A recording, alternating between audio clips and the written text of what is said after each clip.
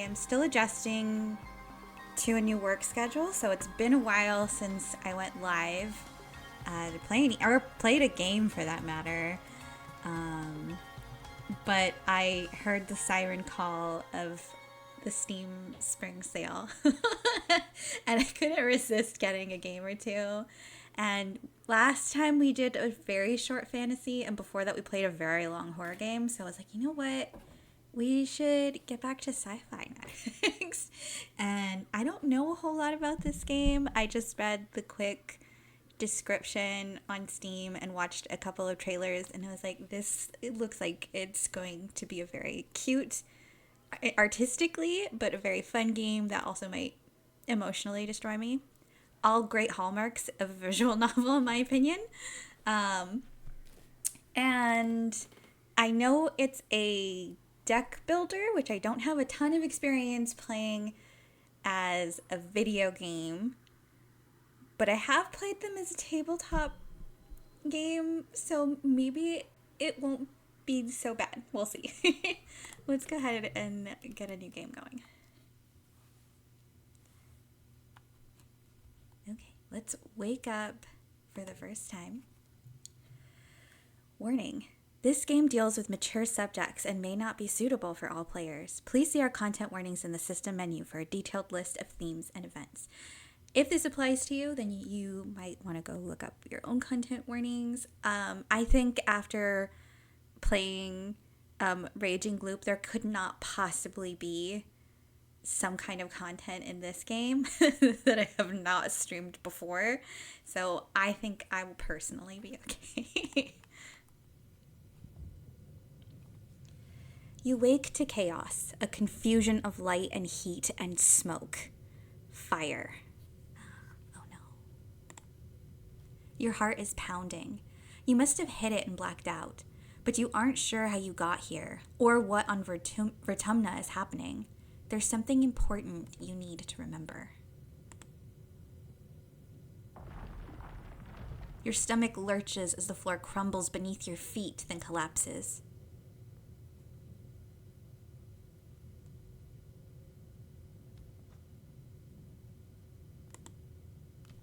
Your body aches and your eyes burn from the smoke. A figure appears through the flames.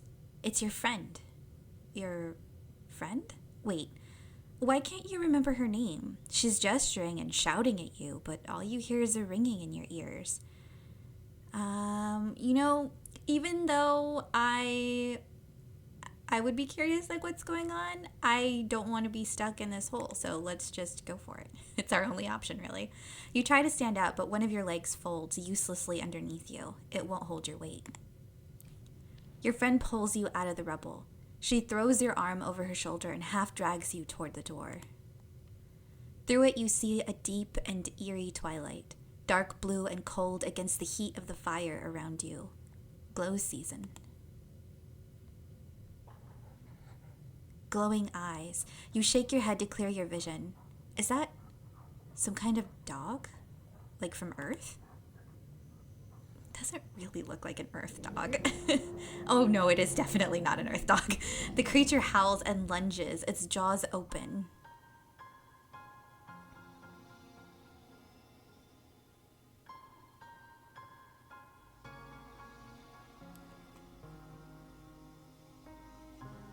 I can already tell I'm gonna really like the soundtrack.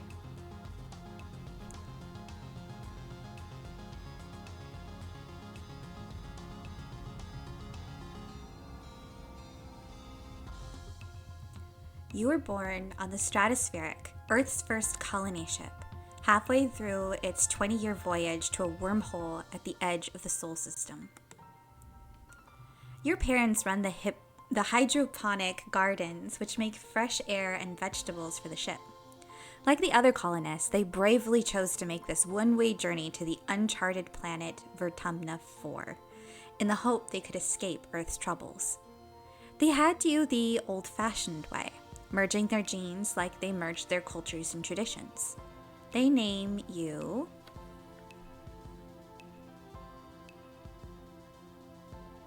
Okay, I think they're going for This is a slightly feminine version of this. This is a slightly masculine one. This one's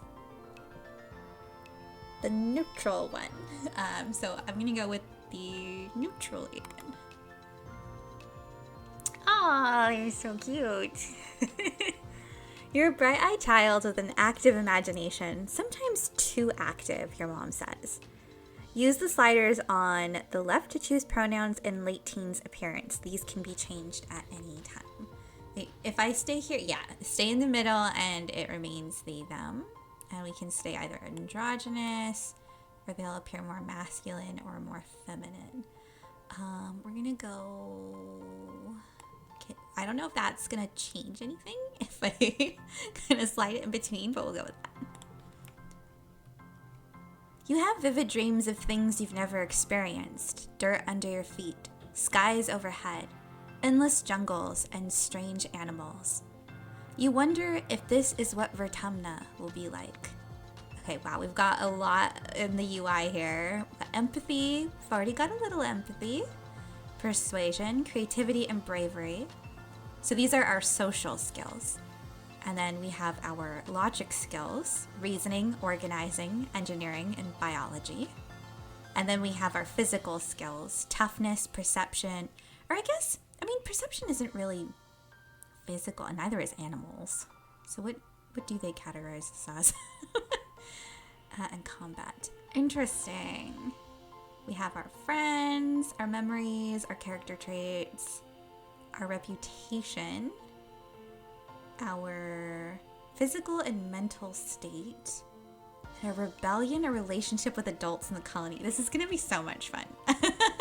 I have not played a visual novel of this flavor on stream before, and I haven't really played a lot like this in general. I played some of them when I was younger, but I kind of got burnt out of them because I'm not someone who really likes to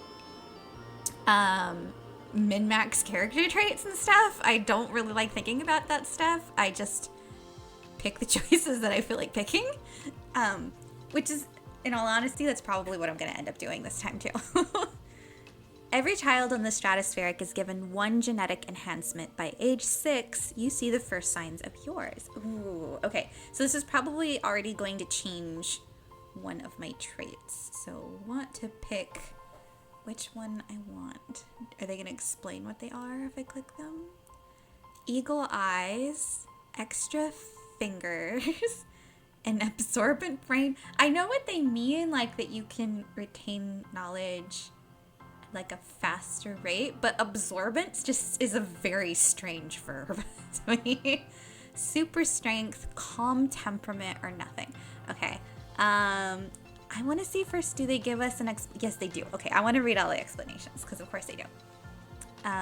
Your eyes have both eagle and owl DNA, so you'll have superhuman long distance and night vision. Not only can you see all the way to the holo projector from the back of the classroom, but you can read Professor Hall's private holoplan notes. Sometimes they say confidential, which is exciting, but you don't understand most of the words. Okay, nope, I clicked on it, and that's the one that it gives me, so I can't, as far as I know, go back and read all of them. Just kind of a bummer. I wanted to read all of them. This is such a cute, like, group of kids. I'm very curious what they're gonna be like. The other kids think you're a little weird, except energetic and loyal Anemone, tough and gentle Cal, bold and confident Mars, quiet and adventurous Dis, or studious and mature Tangent. Okay, so this is Dis. This is Mars. This is Cal. That's Anemone. Where is Shy and Sweet Tammy? I don't even see you. Where's Shy and Sweet Tammy? Tammy is the name of my parents' cat, so it's a little weird. Okay. Think about this.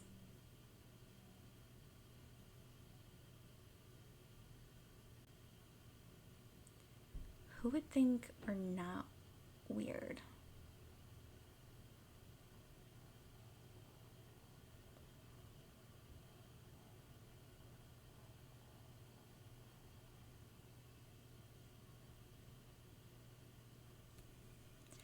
also, is it this? This was Dis. Okay, so we're missing both Tangent and Tammy. Where are Tangent and Tammy? I want to see the rest of the kids. Okay. I'm gonna go with Mars. Mars is a natural leader. Whenever you're all playing together, Mars is the one who comes up with all the ideas. She can be a little bossy, but that's part of her charm. She always organizes fun stuff for the kids after class. You're both founding members of the Secret Fun Times Club. Okay, now this one gives me the option, so I want to read all of them now. Anemone is the most enthusiastic person you know. Memory is the time she taught you how to play zero-G sports ball after class. She never means to get you into trouble, but somehow you always seem to find it together. Okay, Cal. Cal is a sweetheart, always ready to lend a hand or play a game. He and Tammy are just as inseparable, so it's almost like you have two best friends instead of just one. Cal teaches you how to take care of all the classroom plants. Your parents are very proud of both of you. Okay. Unlike his studious twin sister Tangent, Dis sits at the back of the classroom and doodles on his hollow palm. You bond while cracking jokes about the weird diagrams in your textbooks. His quiet nature and his morbid curiosity make him somewhat of a loner, but at least he has a friend in you. Okay, I'm glad I got to see the other two mystery characters. Tangent sits right up front by the hollow projector and always has her hand in the air. She and her twin brother Dis drifted apart when she started genome treatment to make her body conform to her gender. Oh my god, that's so cool. Today, Tang is the girl you always knew she was, but her relationship with Dis is worse than ever. Oh no, this is going to be so hard to choose. Aw, Tammy is also so sweet. Tammy is the kindest person you know. She idolizes Antecedent and is always following her around, helping her with the babies or learning how to cook. She has the best snacks at class recess and always shares, especially with you and Cal. She and Cal are just as close, so it's kind of like having two best friends. Okay. I have to go with Tangent, right? Like, that's what I want for myself. You're 10 years old when the ship finally reaches the wormhole. Professor Hal says it's like a doorway to other star systems and the planet Vertumna 4 on the other side. You run emergency drills for months to prepare. Whoa. When the day finally comes, it starts with a rumble. Then things start to slide off the tables. You hurry to gather near the escape pods, just in case. Oh no. I'm so stressed. The emergency area is crowded with families. It's going to be fine. Solonase. I think that's, or should I say K? Solonase. I like Solonake. That's probably not how you should pronounce it. But you know what? That's what we're going to go with. Actually, I might just shorten it to Sol. Because that sounds like the most genderqueer kid nickname. So I'm going to say Sol.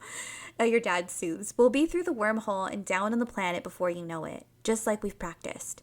Your mom gives him a sharp, worried look. Oh no, more stress. Red emergency lights switch on as a siren begins to sound somewhere distant in the ship. You try to breathe slowly, like you were taught. But you're very scared. You look out a porthole. The stars are gone.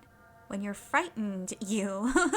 Okay, we don't have enough tough or organizing to do those, so we're locked into the option. But that's good to know that as we gather more traits, we'll have more options. So we're going to get in touch with our emotions. Oh, she's so sad. You bawl like a baby. It feels good. You aren't the only one. Nearby, your classmate Tammy has tears streaming down her cheeks.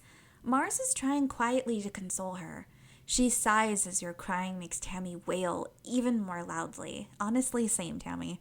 Your dad puts his arms around you as you let it out. Oh, we had a stress cry. Okay, so this is like an example of like cards that we're receiving. You wait. The shaking builds. Then everything starts to get very weird. The hallway stretches, and you're stretching too. your arms impossibly long. Your head feels like it's slowly filling up like a balloon and contracting down to the size of an atom at the same time. Is this the wormhole? You hear the distant, ominous squeal of metal giving way as the ship shudders and lurches in slow motion. The weirdest part is a sense of deja vu. You're sure this has happened to you before, and you know, somehow, that everything is going to be okay. The shuddering reaches a crescendo. You hear an impossibly loud crunch and feel weightless for a few seconds before gravity slams you back against the wall head first. You black out. As you slip unconscious, you feel yourself twisted out of time. It's today, yesterday, and tomorrow all at once. And more than just one tomorrow, lots of them, different tomorrows. You find yourself in a place that you know from your dreams. Tilled fields, dramatic ridges, and a stranger, but also not a stranger, grinning as she grabs your hand. "Hurry up," she says. "I'm not going to let you miss this." Distantly, you can feel the ship's shaking has stopped and hear your parents' worried voices. Feeling safe, you slip further into the warm embrace of the stars. You drift.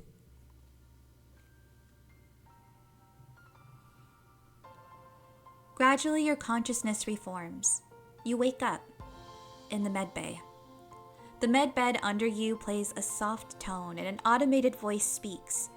2 weeks have elapsed. The patient's cranial injury has completed healing. They may now be safely discharged. As the fog lifts from your head, you realize something seems different about this room. It's so bright. You try to focus on the window. Something is definitely different. Okay, so, I mean, if we're talking about what's bright, I'm going to say the sunlight. Instead of the familiar blackness of space, bright light from twin blue and yellow suns is streaming through the windows. You peer out and see fields, glass-walled domes and walls ringed by giant mushroom-like trees. There are construction materials everywhere, and people walking around outside on the ground. You better get out there and join them. Rush outside to start your new life or cautiously step outside. I mean, I think we're going to be someone of caution. So we're going to choose that one. That gave us some reasoning. That's fun. Okay. Oh, Tammy jumps as you step out of the ship's quarters behind her. You're awake. Are you all better? You better go see your dad. She points southeast towards some geodesic domes. To walk, click on the ground. Click on characters to talk to them. Okay. Tammy looks concerned. You slept for so long after you bumped your head, she says. I bet your parents were worried. Your dad is working over in geoponics near those domes. They're called greenhouses. I would go with you, but well, this is as far as I've been from the ship since we landed. Tammy stammers, blushing. It's scary outside. Okay, I already forgot what direction she told us to go in. I believe she said east somewhere. So, yeah, here's Dad. So we're going this way. Soul! Your dad gives you a big warm hug. I'm so happy you're finally awake. Dr. Instance thought it'd be best to help you keep you asleep while your noggin healed. Your mother and I thought you might sleep away the whole year, my snoozy little gooseberry. He checks your head and looks relieved. He was clearly very worried about you, but covers it with jokes and smiles. Aw, you love your dad, or he's so embarrassing. No, I love my dad. What did that give us? Oh, we got some engineering somehow. Welcome to Vertumna, he says, gesturing around you. You've never seen the stratospheric from the outside except in pictures. The ship has been separated in two and parts taken off to form buildings and a big wall around the whole colony. The alien jungle creeps right up to the wall. Only the geodesic greenhouses pass through outside it, dotting their way to the hill. It's beautiful. How did you do this so fast, or what's outside the walls? I'm gonna say, how'd you do this so fast? It wasn't out for that long. You've been asleep for weeks, my dear aubergine, he says, and these geodesic greenhouses practically put themselves up. But some of this is only a quick, temporary solution, he admits. We'll keep growing and improving things. One day our little colony will be as big as a whole city. Oh, before I forget, he pulls a package out from his satchel and hands it to you. You blink and stare at it blankly. Don't you know what day it is? He asks.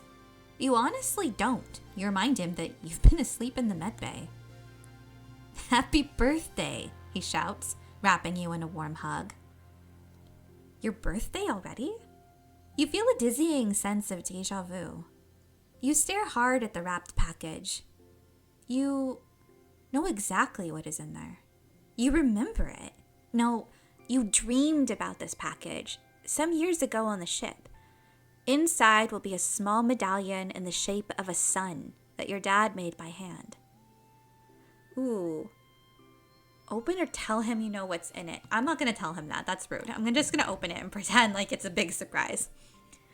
How did you know this? It's exactly as you imagined, as you dreamed. A feeling of panic rises in your throat. Your hand shakes. But how? Your dad notices. Are you okay, Sol? He snaps his fingers. Dr. Instance shouldn't have let you out so early. Sometimes those sleeping meds take a while to wear off. They might make your head feel funny for a few hours. You nod. Maybe that's all it is. Someone shouts your dad's name. Listen, I'm so sorry, Sol, he says, but I have to get back to work. There was an accident when we landed and... He stops himself. Don't worry. We're going to fix it. Your mother and I. Professor Hal is expecting you in classes, if you're feeling up to it. Your dad says, pointing west to the engineering wing, in the rear end of the bisected ship. Then he points to the large doors you came out of earlier. Or you can relax in our quarters until you're feeling better. We'll talk later tonight, he says, then kisses the top of your head and ruffles your hair. Have a wonderful birthday, Sol. I love you. Aww, yeah, I'm gonna say I love you too. That's just the nice thing to do.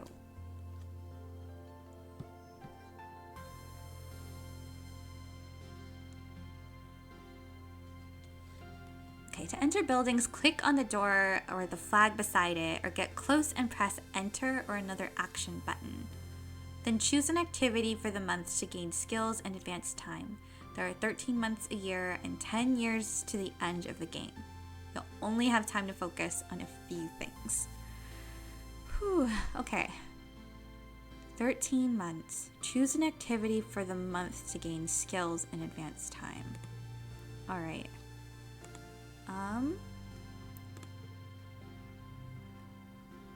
Geoponics. The greenhouses have different biomes inside, growing plants from earth that might belong in a desert, jungle, or temperate forest.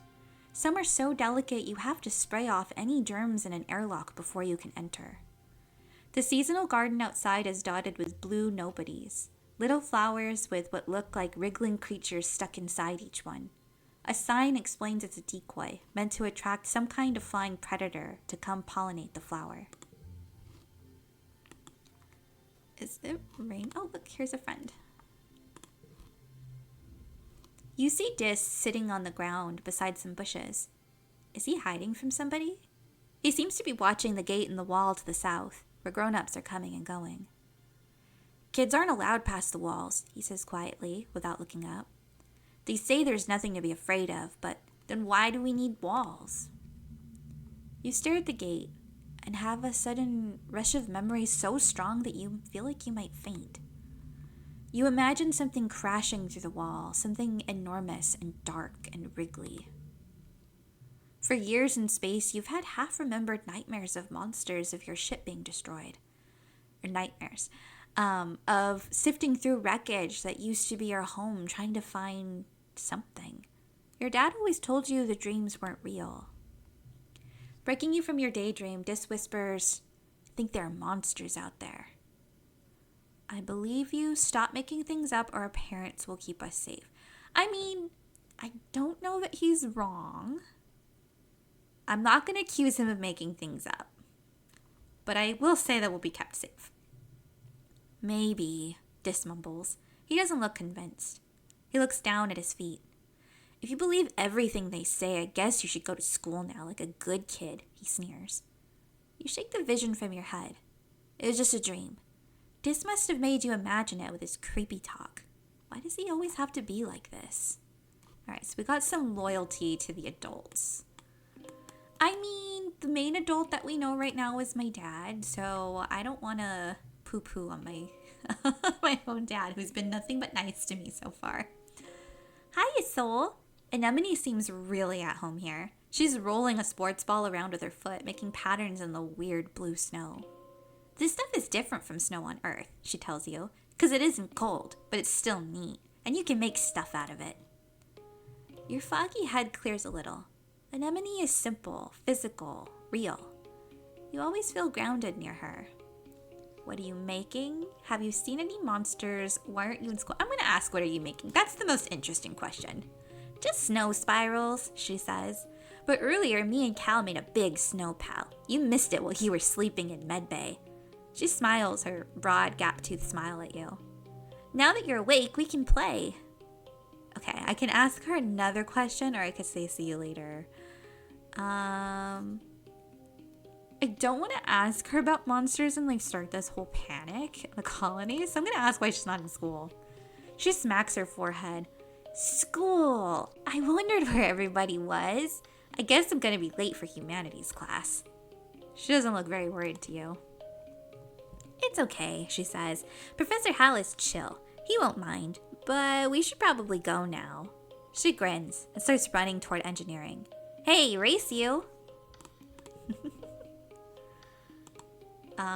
Well, you're not really running very fast. Okay, what's this? The Garrison. A small team led by Security Chief Rhett was enough to keep the peace of the Stratospheric. To stay busy, they also ran an exercise gym and sports ball courts. Here in Vertumna, the Garrison has expanded fast. They're building a huge wall around the colony and have an outdoor firing range and a big covered dojo. And best of all, a regulation-sized sports ball court. I guess best of all depends on what your interests are. Okay, there's nothing over here. This was okay, this is engineering. A low throbbing noise comes from the engine room, which provides power to the colony. Other corridors lead off to the teaching labs and medbay. You know the route to your classroom well, but the rest of this wing is off limits to children. Congruent, the ship's onboard AI, beams down at you from a nearby holoscreen. Don't forget to study hard, Soul. Pick an activity to do this month. Study life sciences. Why are there sad faces on these? Or study humanities. Okay, well, I'm a humanities major. So for my first run through, I'm going to focus on what I would focus on. Welcome, Soul. Professor Hal greets you. I hope you're all warmed up and ready to study the glorious humanities. History, literature, language, media, and philosophy. And yes, if you're lucky, we'll have a little ancient earth poetry too. I would think that's lucky, but I know I'm in the minority. He seems excited about that last bit. By the way, if anyone is interested in taking engineering classes, please register through Congruence's scheduling system when you have the chance. She'll be helping me teach them. Today's assignment is an easy one, Hal says with a yawn. Because I was up late repairing Congruence's subterminal and I could use a nap. I'd like you to write an essay on what the Vertumna colony means to you. Freedom, equality, democracy. My friends are all here. I feel safe here. Or just doodle instead of writing. Okay, so I'm not going to just doodle. I'm not going to pick the first one. So it's either my friends are here or I feel safe. According to the beginning of the game, only one person thought I wasn't weird.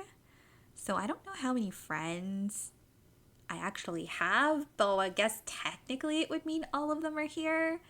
Safe probably makes a little bit more sense because, we did just go through something traumatic. So I'm going to say I feel safe. I also think that Soul is probably trying to convince themselves that they feel safe because the whole monster thing and these weird visions that they've been having are a little unnerving. So I'm going to go with that one. Vertumna Colony is a bastion of security in an otherwise chaotic universe. Well, you don't put it that poetically, but you write about its big, strong walls and steadfast guards and how much you like your bedroom snug in the belly of the ship. Okay, we're getting a little too much loyalty. Eventually, we're going to have to get rebellious, I think. But we're only 10. We have plenty of years of growing to become rebellious. When you work or go to class, you'll play a quick card challenge as the months pass. Move cards to fill the 5 panes and make the best hand you can. Yes, the order matters.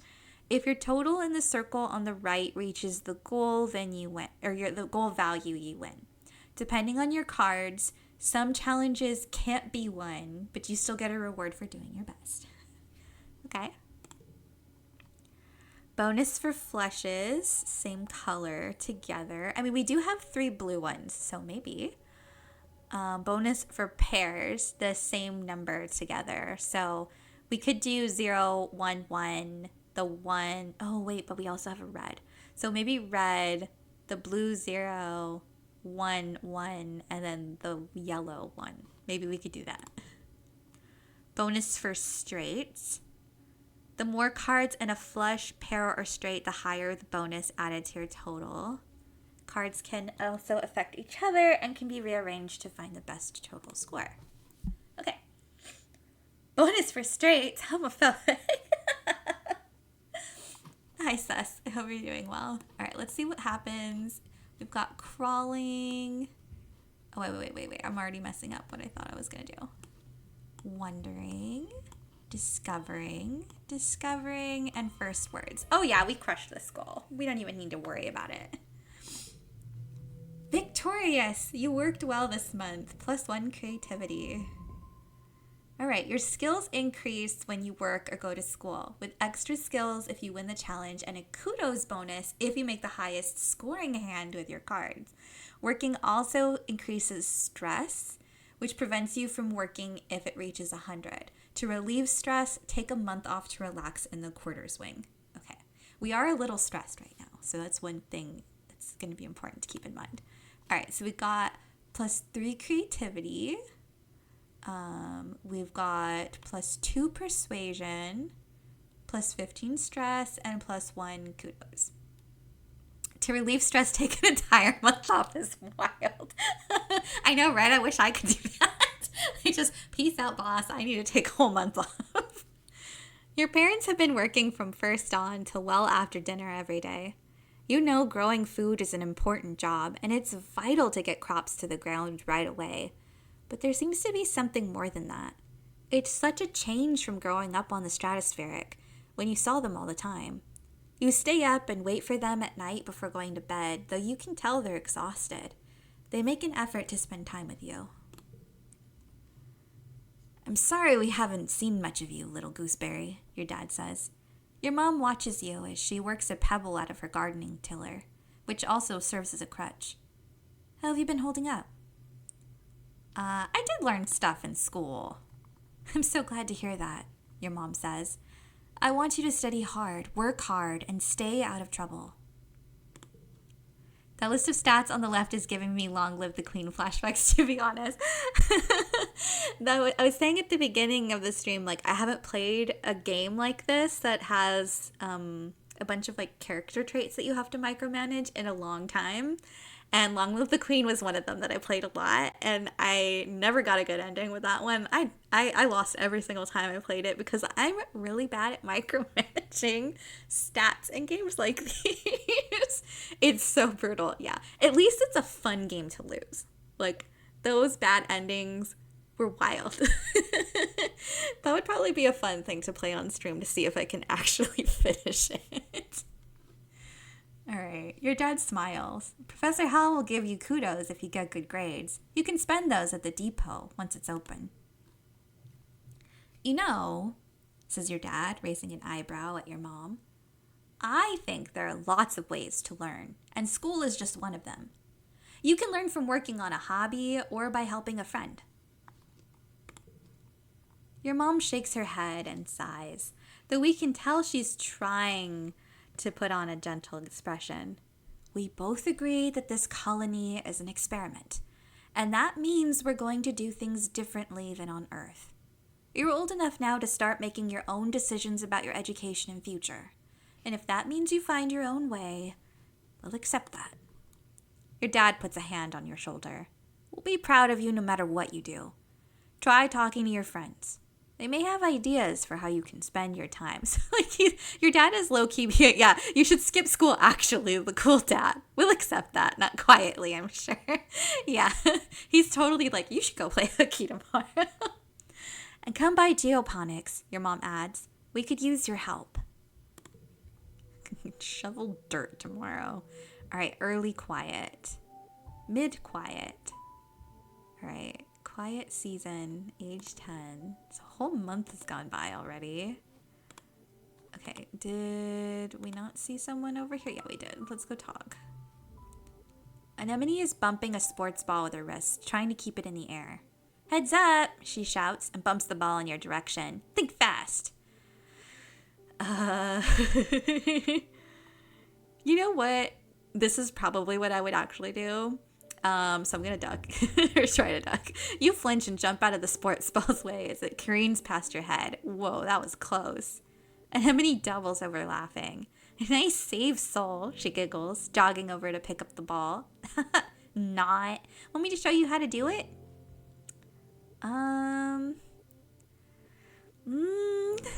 See, this is probably what I would actually do. I fully expected to look out to get you donked right in the face by it, to be honest.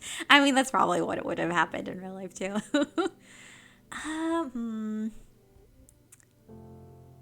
That just seems so mean to say to someone who, totally likes this. But you know what? That is what I'm going to pick. I don't like sports ball. What? She exclaims, looking shocked. No way. There's nothing funner. How can you not like fun? You just shrug. Anemone sticks her tongue through the gap in her teeth. Well, you should come play sports ball with us anyway, she says. You could play goalie. It's easy. But, balls will fly at your head a lot. Okay, well, at least nothing, bad happened or anything. I didn't get hit, and she's not upset with me. Okay, we can talk to both my parents. You should come play with us. We'll throw things at your head. I know, it's so compelling, right? Hello, my little potato, your dad exclaims, smiling warmly. What have you been up to today? I haven't really done much of anything. I guess I'll say playing in the fresh air. He breathes deeply and looks slowly around. Vertumna is magnificent, isn't it? You nod. Seasons, he shouts, throwing his hands wide. I missed seasons. Back on Earth, it got much, much colder, and the snow wasn't half as pretty as our spark snow. He sighs, stretching. You just wait until dust season. Both the suns will be high in the sky, and it'll be real hot then. You'll see.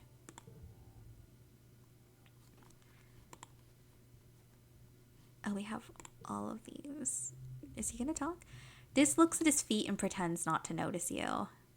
Okay, well, I wouldn't want to make him eat a worm anyway. That's weird. Staying in, says the child who's clearly outside. That's why I didn't pick that one. You find your mom working hard at work, setting up the greenhouses with a small construction crew. You've seen these plans pinned to the wall of your family's quarters for years now. These geodesic domes will house the more delicate plants from Earth. Spinach, tomatoes, maybe even fruit. She takes a swig from her canteen as you approach. Looking for something to do? She asks. Remember, Soul, you're responsible for your own schedule now that we've landed. You can decide how to spend your time, so long as it's productive. She points towards the engineering wing, in the back half of the stratospheric severed frame. Professor Hall's still expecting you in class, but a well-rounded education includes practical application. You're old enough to help with the work around here. She claps her hand on your shoulder. I've got another minute. Anything you need to know? Okay. What are you doing in geoponics? What's happening in engineering? What can I do in the quarters? What's the garrison? What's going on in command? Can I join I mean, let's just go through all of them. She looks down and nudges at a sprout growing between her feet. It's green, the color of Earth's plants. We're doing our best, she says, but it hasn't been easy. I just hope the potatoes and corn can handle the weather here, she says, glancing up at the sky. I hear it rains like hell in the wet season. She takes a long look at you, up and down. You're growing fast, Sol, but you're still too young for real farming. Instead, well, there's lots of soil that needs to be hauled. Seeing your disappointment, she nudges you on the shoulder. Don't pout. It'll help build those muscles. You'll need them now that we're out in the real world, doing real work. Out here, we have to rely on our physical strength. She flexes her biceps. Your mom is really strong. All right. Hal's teaching classes on life science, engineering, and humanities. If you pass all your tests, maybe he'll let you work there in a few years. Your father thinks you're old enough that school is optional. I don't agree, but I'll be honest with you, she says, gesturing to the fields.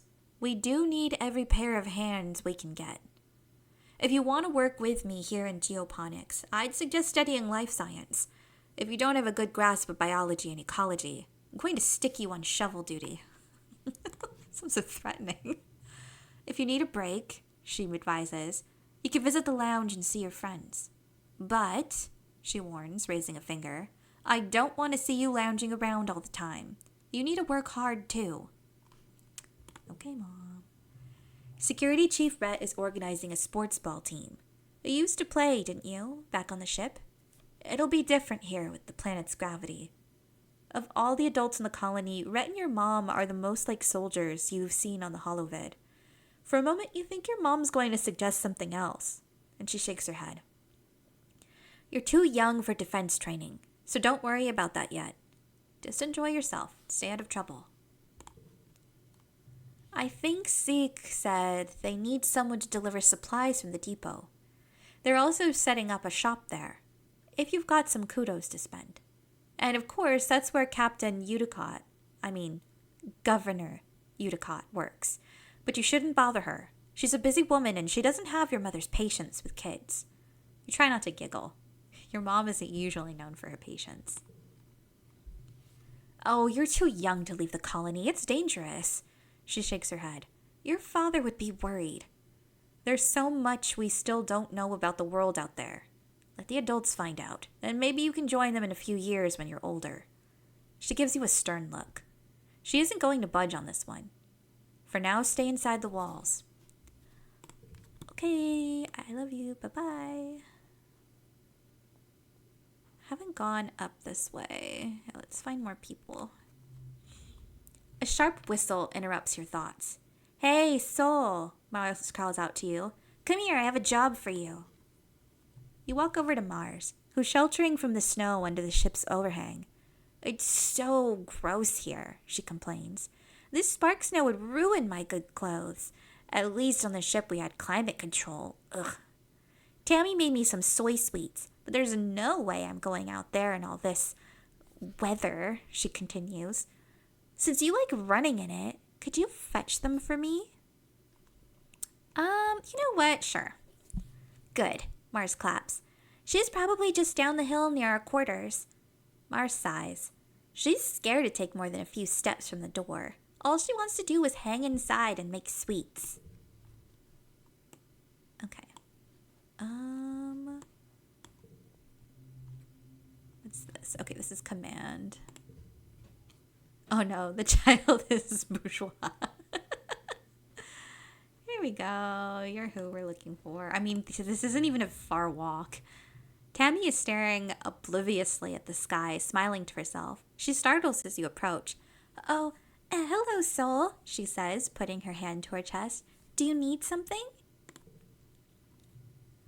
Tammy smiles at you. Oh, it's so nice of you to help out Mars. She's a very important person, you know. Is Tammy an elf? I don't know. They haven't really talked about, like, the races of the different characters, but I mean, I didn't really notice anyone else have pointy ears. She hands you a box of Rock's wrapped in a pink and yellow scarf. "One order of mango soy sweets made fresh this morning," she says. "Please tell Mars that she can have the scarf back, okay? She used some of her kudos to nanoprint it for me because it's so dusty here, but I think I'm getting used to it now." Tammy smiles again and tucks her hair behind her big elven ears. Okay, well, I mean, if they're elven ears, then she must be an elf. "Mars is so cool," she says fondly. "Sometimes she's kind of bossy, but I know she really cares, too." Wow, you have it bad. Mars puts her hand out expectantly. "Give it here." Why would I eat them? That's so rude.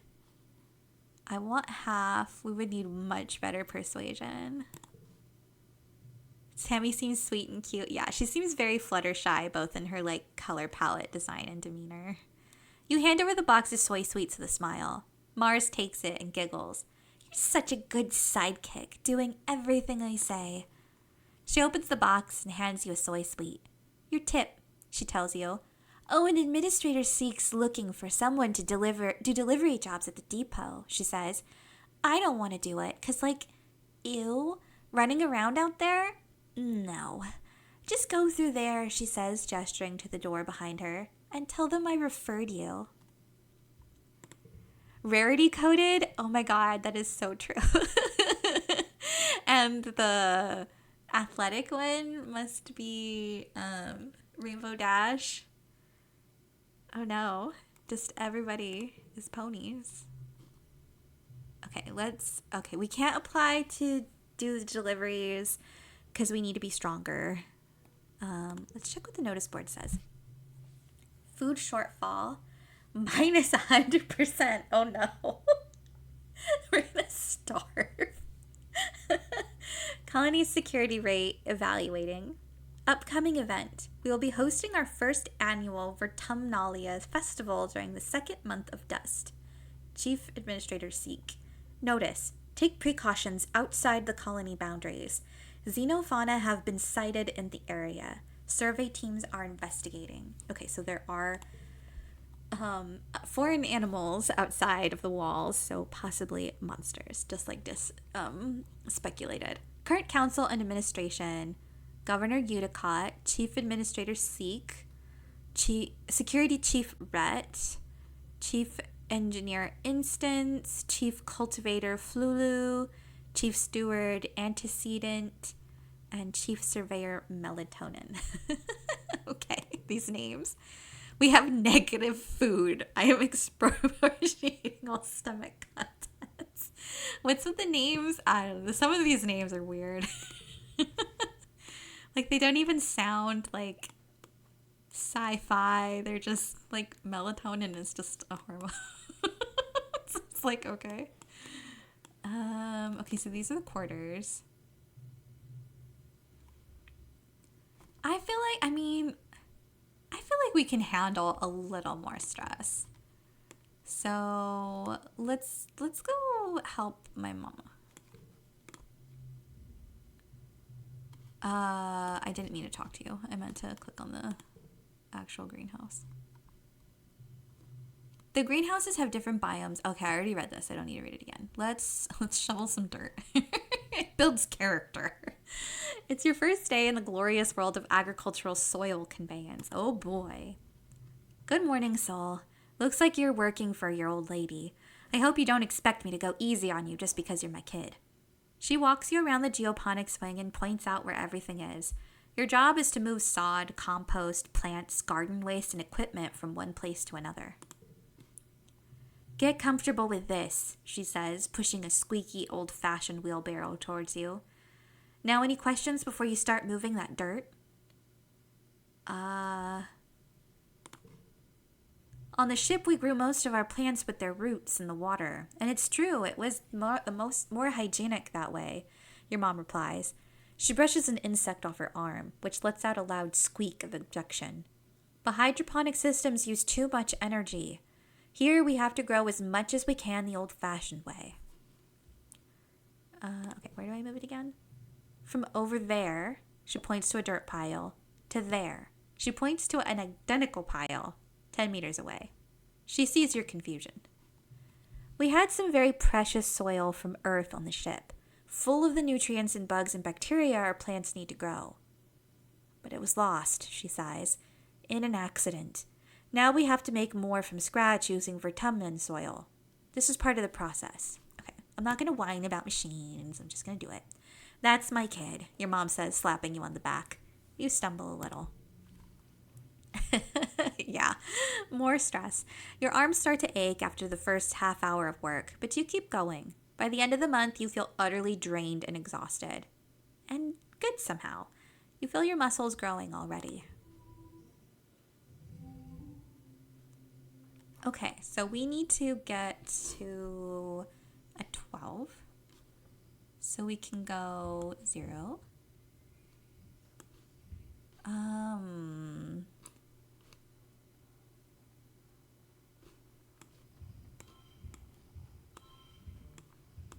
Let's get us there.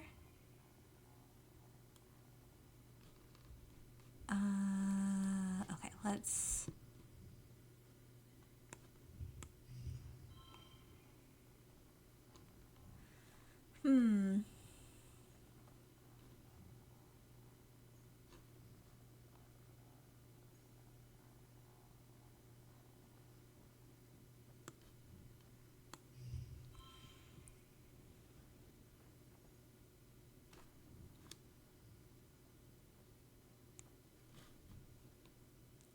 Does this mean that I'm at an 11 with the +1?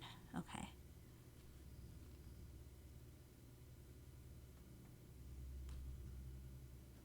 I can... What happens if I move those? Okay.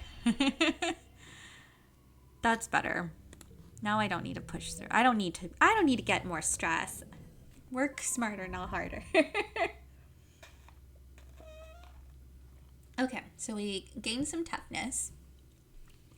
We gained a good amount of kudos and also a lot of stress. So I will take a break the next time. This week you had a few more bouts of deja vu, remembering what somebody is about to say or do just before they do it. Sometimes they actually do it, but not always.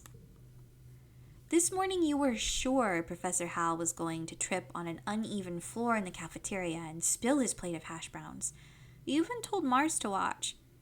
He didn't, though. As Professor Hal walked away, his hash browns safe for today, Mars called you a liar and a dummy. Oh no, it's another time loop game? It sure is. I can't keep away from that. At night, your dreams are all mixed up with stuff that you know can't be real.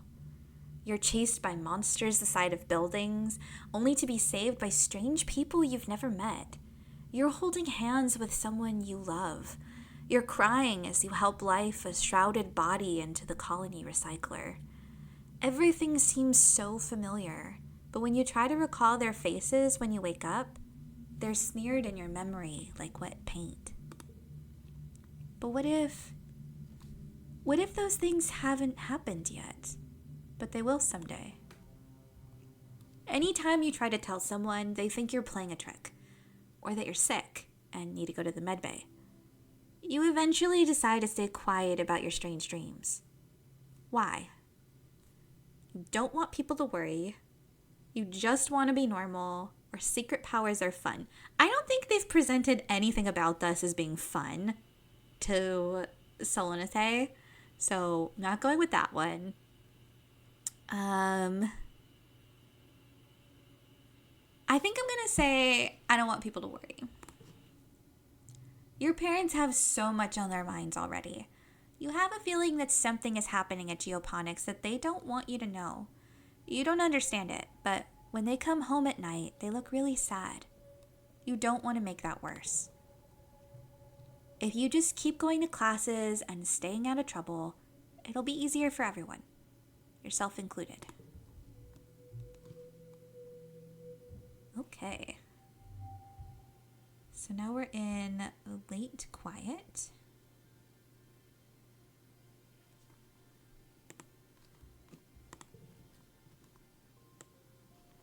Oh, a new friend to talk to. Cal is riding around the geoponics garden on his hoverboard. The board comes to a sudden shuddering stop on the rocky ground in front of you. Cal falls off, but catches his balance before he eats dirt. Hi, Saul. Real ground is way harder to hover on than ship floors. There are bumps everywhere. Yeah, that sucks. Maybe hoverboards don't work outside. We all have to adapt. Why do these all sound so snarky? I'm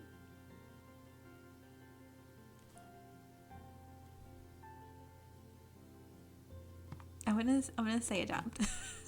Yeah, Cal exclaims. Things are actually way better than better planet side. Okay, I heard a notification. Thank you, Meow Meruru, for the follow. I hope you're having fun. This is my first playthrough of Exocolonist. It's really, really fun so far. Hovering outside is rad. Look at this. He runs over to a small depression at a nearby hill and presents it like it's something amazing. Look at this. It's a skate bowl. A what now? Like, it's all round and the sides go up? Cal gestures to the bowl. So you can do hover tricks. He jumps on his board and shows you how it's done. I'm just gonna watch him.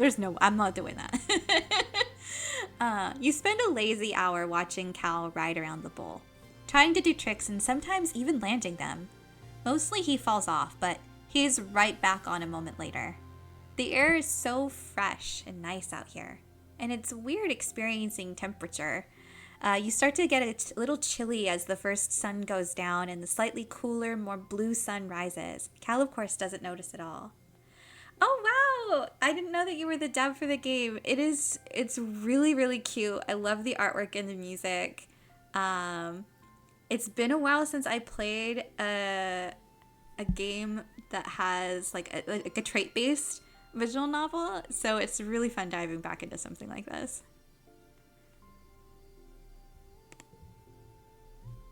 All right, you need a break soon. Yeah, I know. I just want to talk to people though. Okay, like I'm not gonna make you eat a worm. Oh yeah, here's our friend.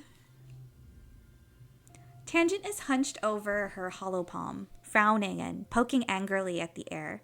She speaks without looking up at you. Professor Hal wants us to prep a list of native flora with pictures. There should be a catalog on the Colony HoloNet, but I can't find it anywhere. Plants tried looking outside. That's so rude. I'll help you find that catalog, or let's make our own list.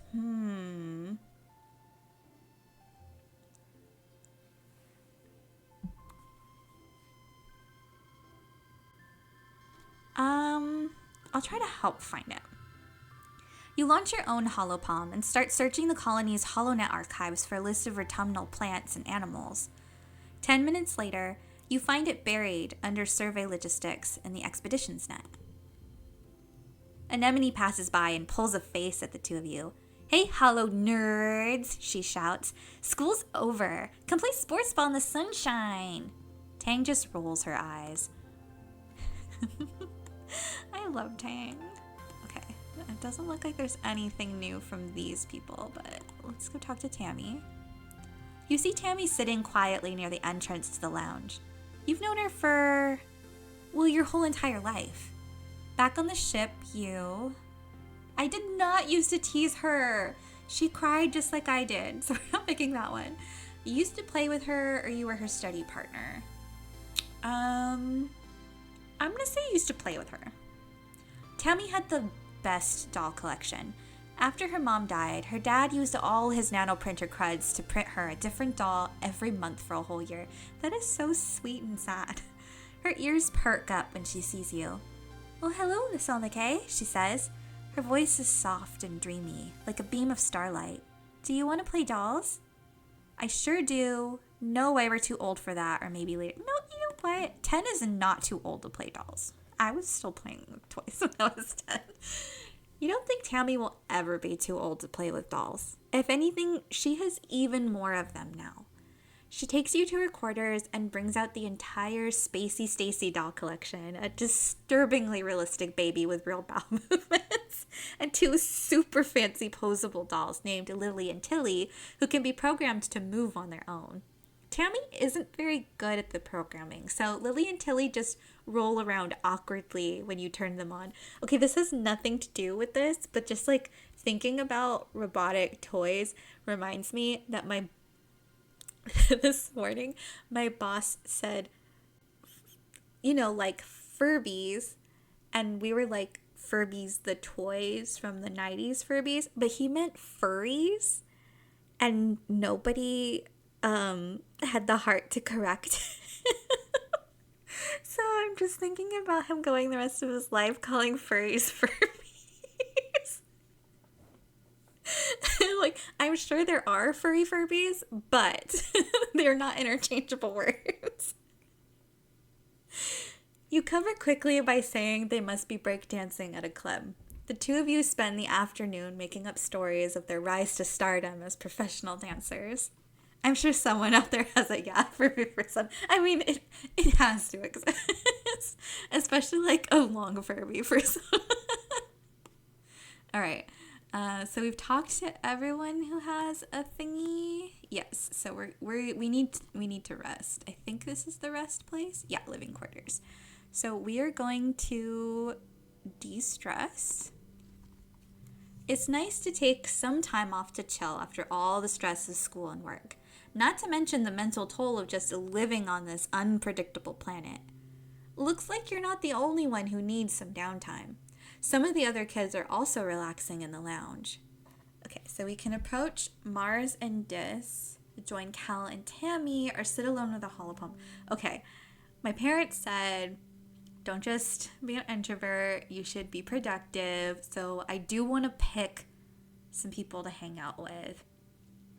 I did talk with Cal and Tammy today, so that's an option. But if I wanted to have, rope in some people I haven't talked to yet, then I could talk to Mars and Dis. They're just a little more intense. But I do want to get to experience chatting with a variety of people, so let's go talk with them. Okay, but you do stink, you hear Mars defend herself. It's not my fault that you can't tell. Maybe your nose stopped working, but the rest of us can smell it, and... She waves her hands in front of her nose and makes a P-U gesture, then turns to you. He smells awful, right, Soul? Do a sniff test. Just agree with her. It does get us a card. Yeah, Dis always needs a shower, but that's very rude. Stop being so mean, or this whole planet smells awful anyway. That's very pessimistic. I don't like that. Let's do some evidence gathering. You make a show of sniffing the air around Dis as he stands uncomfortably still. His clothes are a little dirty, but he smells fine to you. Kind of faintly boyish, like leaves and grass. You tell this to Mars. Leaves and grass? Ew, yes, she says, nodding. That's exactly what I meant. If you think that smells good, you're both hopeless. I mean, I guess. All right, I took a whole month off and all I did was, talk with my friends and sniff a guy. Okay, so we have to forget something. Discovering our... Oh, no. I don't want to forget my first words. I guess we're going to forget that one. Yeah. That's so fascinating about how that works. All right, so we're in the pollen season, which I'm guessing is spring, so we just made it through winter. We've got a full meter, so we can do anything we want. Okay, it doesn't look like anyone has any specific... Ooh, what's this? I found a hefty red Xeno egg. I don't know what that does. Okay, let me see if I talk with everyone, do I get anything? Okay, it's because these are things that I can't do yet because I need.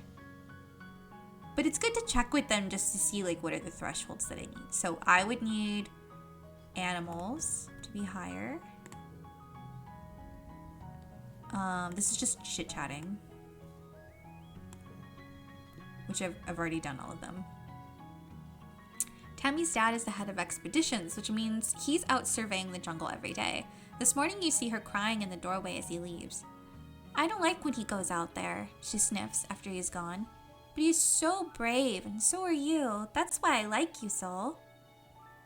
Perform a random act of kindness. Oh, I can't do that. I would need even higher empathy, but I can give her a present. Do you want this eggie? No. Okay, I lost the egg, but I did gain friendship. Tammy wrinkles her nose as she accepts your gift, turning it over in her hands. Oh, what is it? She asks. Is it a present? Thank you, I guess. That's really nice of you. Okay, she didn't love it, but she took it, so. Okay, I could have given it to anyone. That's something important to know. Love how you're not allowed to be nice because you don't have enough human feelings points. Okay, so he's someone who likes bio. Have you tried standing in the mud yet? Cal asks you. It's the best, most amazing feeling I've ever felt. You look down and sure enough, Cal's feet are bare and muddy as heck. Dirt and grass feel neat too, he continues. Sometimes the rock hurts, but Mom says I'll build calluses. You should try it. Okay, well, I can't do that, and I don't have any other presents, so. I'm bored. This is boring, Mars complains, stamping her foot. All the adults want to do is work, and they're not paying attention to me.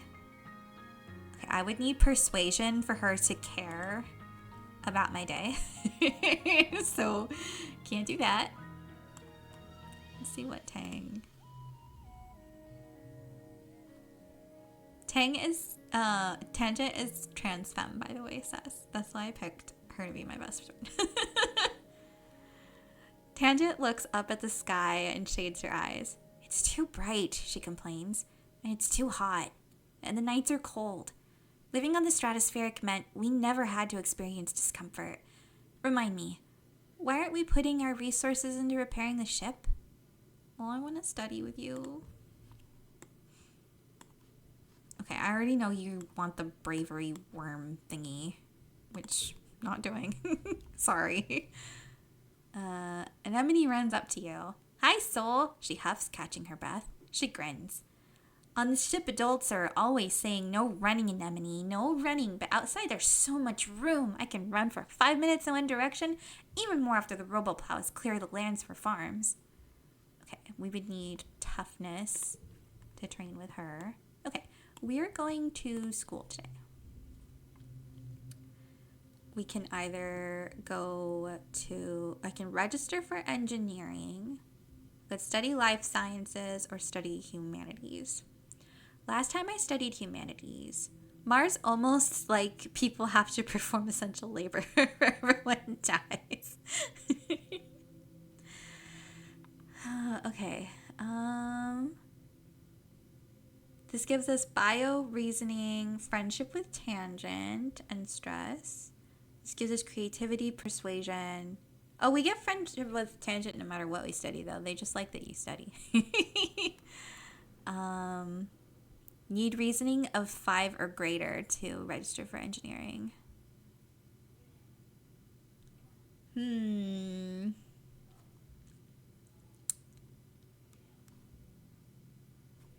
I mean, it would be smarter, probably, to focus in one area. And I did already pick humanities.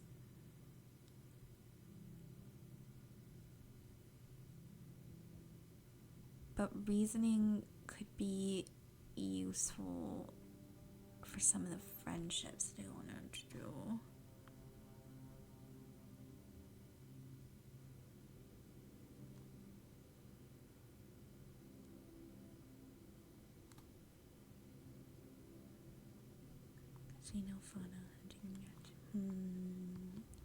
Yeah, let's do a second humanities study first. I will dip into other things too, but I want to build one area up a little.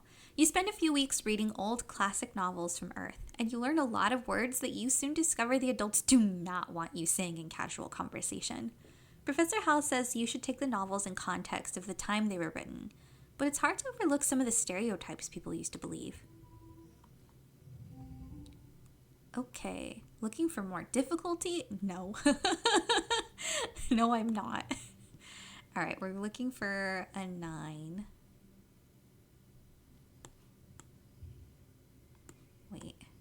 Wait. Oh no. Wait, okay, hold on. We can do this. Yay, it's just enough. You worked well this month. Okay, so our creativity and our persuasion went up. We're just a little stressed. We can pack on the stress. You wake from an afternoon nap. You squint into the pink-tinged light slanting through the windows. Must have fallen asleep in the lounge.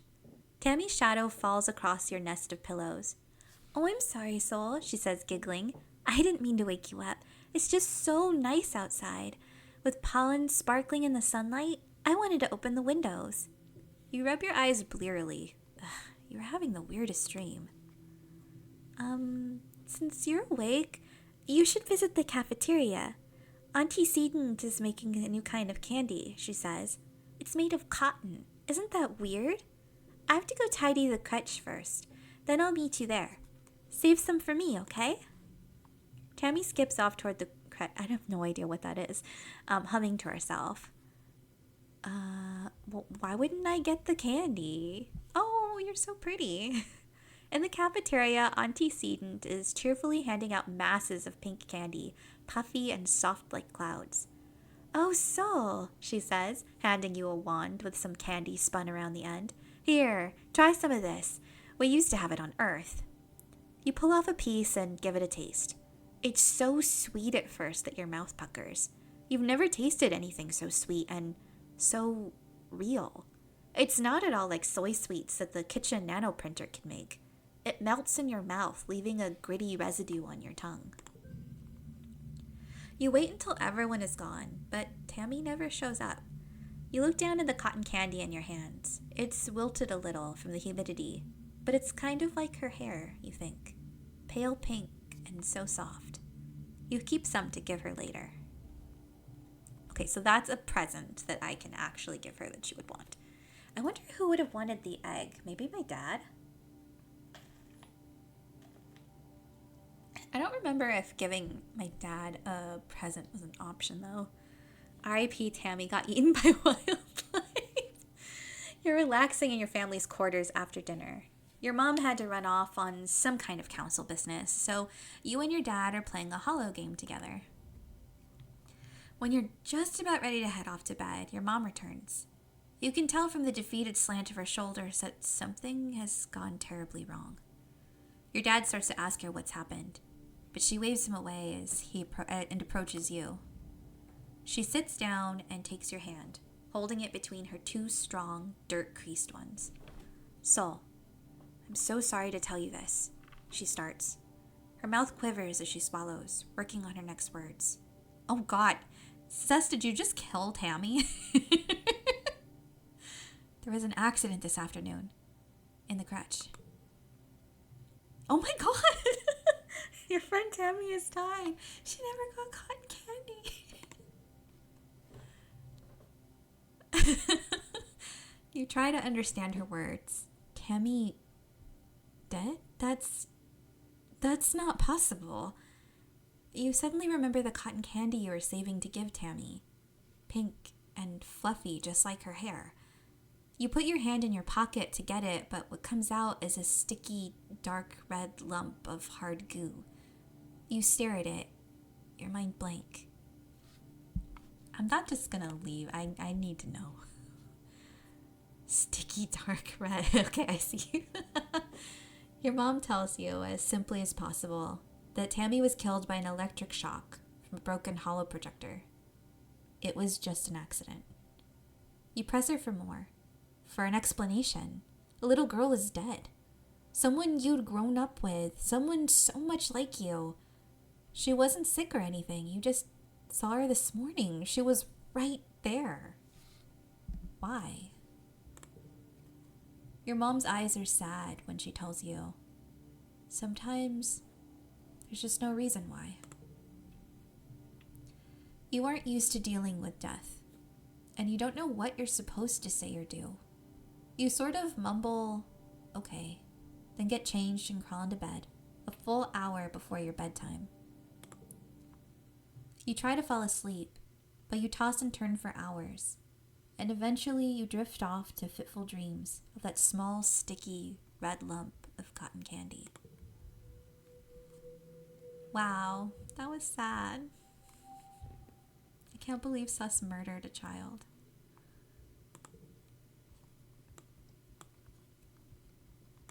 Okay, let's do a quick sweet fruit. Okay, we can talk with. Oh, he was best friends with Tammy. Oh no. Oh, Cal. That's so sad. Cal is sitting in your mom's flower garden with his face in his hands. He's clearly been crying all morning, and probably all of yesterday too. He and Tammy were really close. Whenever you guys used to play house in the crèche, Tammy was always the mommy and Cal was the daddy. Even though you were just little kids, you kind of always giggled about how obviously they were going to be together forever, like a princess and a knight. I mean, he's obviously not okay. I hate when you're obviously not okay and then someone asks if you're okay. And then they're like, what are you supposed to do? Be like, yeah, I'm okay. Holy callousness in option 3. Oh my god, that's awful.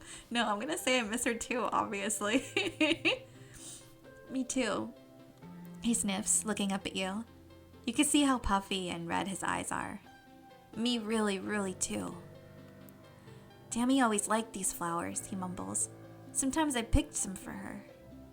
He runs his hands over the pretty white flowers. Don't tell your mom, okay? Tears well up and slowly leak out of his eyes. He doesn't even blink, just stares at the flowers as the tears run down his cheeks. You decide to give him some space. Oh, poor Cal. Dad, are you gonna say the same thing? Sorry you're feeling blue, Soul, he says. Things will start looking up again soon. Will they though? Your mom pats you on the shoulder encouragingly. I'm so sorry, Soul. Okay, are you gonna just talk about the worm thing again? Okay, no. Actually, I have something different to say. Can you believe Tammy died? Dis asks morbidly. Your chief engineer instance tell someone about it. He lowers his voice. Tammy got shocked by a broken hollow projector. The one in the crèche with the dancing teddy bear, you remember? When she touched it, she got chucked all the way across the room. He makes a sailing motion with his hand. And bam! She was dead before she even landed.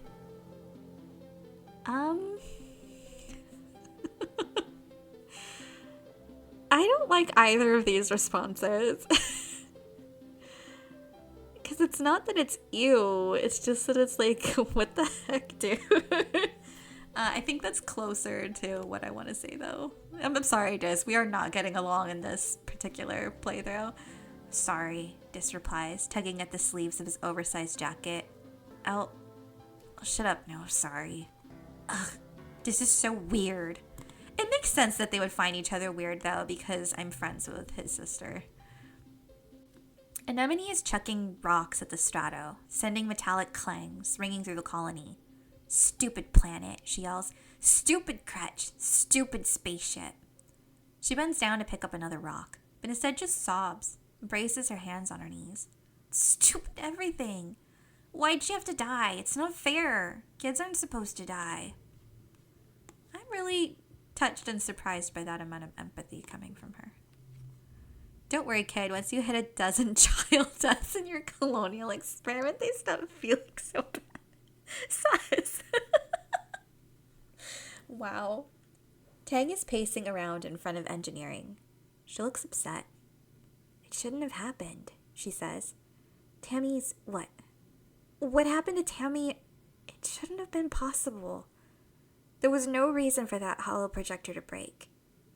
Professor Howell said it was recently serviced and nothing was wrong with it before. It just... She gestures angrily. Just blew up for no reason. Nobody would have wanted to hurt her, so... Why? How? It doesn't add up. Yeah, that there's some kind of a cover-up or something maybe more worrying or sinister that just happened. I was going to say, I'm questioning the electrical engineering that allows a faulty hollow projector to kill a child. Sorry, Saul. I want to think about this some more. I hate when I can't find an answer. Okay, and let's see. Oh, you actually have something. Mars is staring into space, looking somber. She doesn't even notice as you come up beside her. Barely reacts when you say hello. I'm thinking about Tammy, she says quietly. She used to sit down the hill there, in that spot in the sun. Every morning, she'd just sit there for hours in the sun, doing nothing, just being happy. You stare down the hill to the spot near the entrance to the quarters. You can imagine her there, working on some little craft project, humming to herself. I'll say she was so nice to everybody. And now she's dead, Mars says, making a face. How's that for fair? Of all the people, how come it had to be my friend? You don't have an answer. You've never heard Mars call Tammy her friend before. But, of course she was. Tammy was everyone's scared little sister, even though she was older than most of you. Mars clicks her tongue. Oh yeah, Administrator Seek is looking for you. I guess they need someone to do delivery jobs. She waves vaguely at the door behind her, distracted by her thoughts. Do we have enough to do deliveries? No, we don't. We need to be more tough or more organized. I forget how we can improve organization. Let's check the notice board really quick. Minus 100% food. Please wear your masks when out of doors during pollen season. Ambient particulate may trigger runny nose, watery eyes, and mild cough. We'll be hosting our first annual festival. Okay, yeah, so that's still coming up. Okay. Let's leave. How do we get organized? That's the quarters. This is the school. Does this make me organized? No. Okay, so I know how we can... What does this do again? Play sports ball. Helps with bravery and toughness. And it improves our friendship with Anemone. And then how much does this one improve our toughness? No, I don't want to talk to you right now, Dad. Shovel dirt is +3 toughness, friendship with Cal, and we also earn money. Yeah, I really want to be able to do those jobs. Okay. Let's go.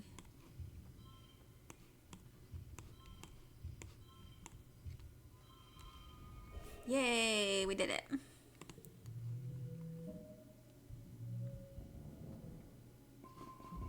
How bad is our stress? Maybe we can do one more month before we need to rest. The colony is going to hold a funeral for Tammy. Do you want to attend? If you don't feel up to it, you could just skip it, take the month off instead. Or you could get back to work. Of course I'll attend. The colonists gather in the recycling room. Bringing organics down to the recycles here is one of your chores. But you've only come here for a funeral twice. Both times a colonist had passed away from natural causes during the 20-year-long journey from Earth. This is the first time there's been a funeral on Vertumna, and the first time for someone you actually knew. The mouth of the organics recycler has been polished, and a wreath of yellow flowers placed over the opening. Inside, you can see a shrouded figure, Tammy's small, fragile body. Tammy's dad, Uncle Tonin, is here, as well as your parents and Auntie Sedent, and the rest of the council. Cal is here with his mom and her partners, already crying in their arms.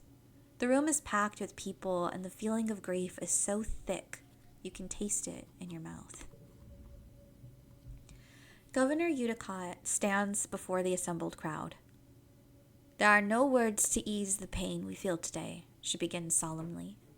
There is only the sad company of those of us left behind to share the burden of that grief.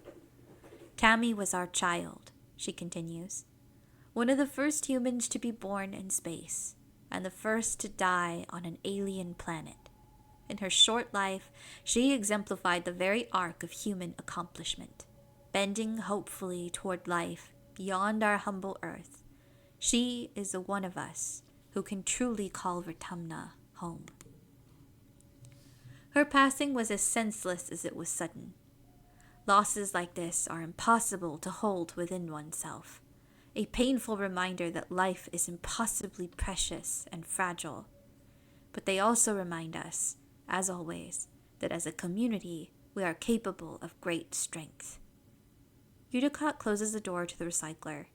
You hear Uncle Tonin sob over the hum of the particle disintegrators beginning their work. As a community, we remember Tammy. As a community, we return her body to the soil that nourishes us. In this way, Tammy, our child from the stars, will never truly be lost to us.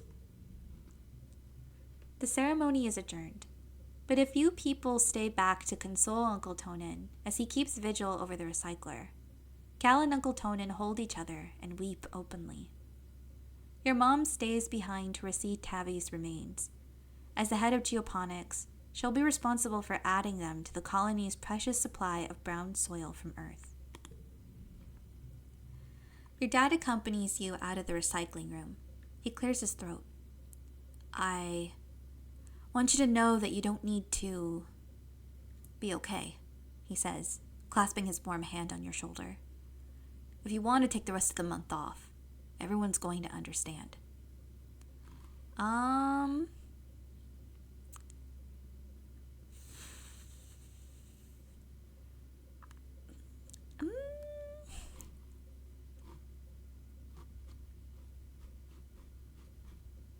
feel like we probably we could probably squeeze one more in. But this feels like narratively like a sensible time to take the month off. So I'll go ahead and do that. Late pollen. The prospect of just going back to school like everything is normal is too much to handle. You end up spending the whole month alternating between sleeping, scrolling the HoloNet, and staring into space. It's restful, at least, and everyone gives you the time you need to process Tammy's death.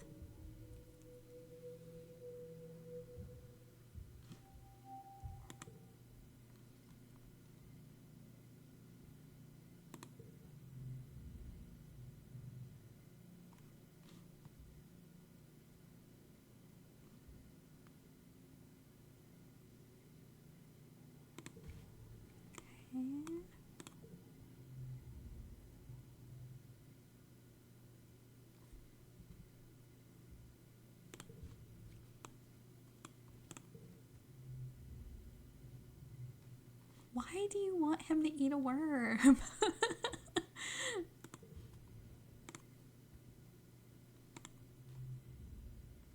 Okay. My mom never has anything different to say yet. Okay, I'll be with you in just a second, Tangent. Game really wants that kid to eat worms. It really does. Where's our toughness at? 10. Well, we're only halfway there. I mean, it's kind of weird that we're gaining so much tough, but I only need to be tough enough to do deliveries. So, Tangent says, approaching you with purpose. We need to discuss my brother. You mean my brother Dis? Who, Dis? Yes, Dis, she says impatiently. I need you to figure out where he's been disappearing. Ever since we landed, I barely see him anymore. He doesn't even come home at night. Sometimes She trails off and looks at her feet. Well, I'm not on very good terms with my brother of late, but people are becoming worried. You get the feeling Tang is the one who's worried, but she doesn't want to admit it. I'll say I'll talk to him. He probably won't tell you, Tangent says angrily. Newton's apple, she swears. He won't even talk to me anymore. She sighs. You may have to follow him. I would, but everyone in the lab would know I was gone. No one cares where he goes during the day.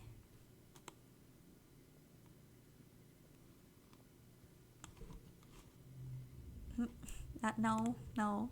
I need to talk to the worm boy. You tell Dis that his sister Tangent wants to know where he's been disappearing to. His eyes flit briefly to yours. Then he stares vaguely off towards the engineering wing, where sister is reading on her holopalm between classes. He doesn't say anything. Yeah, if we were just friends, this would be easier.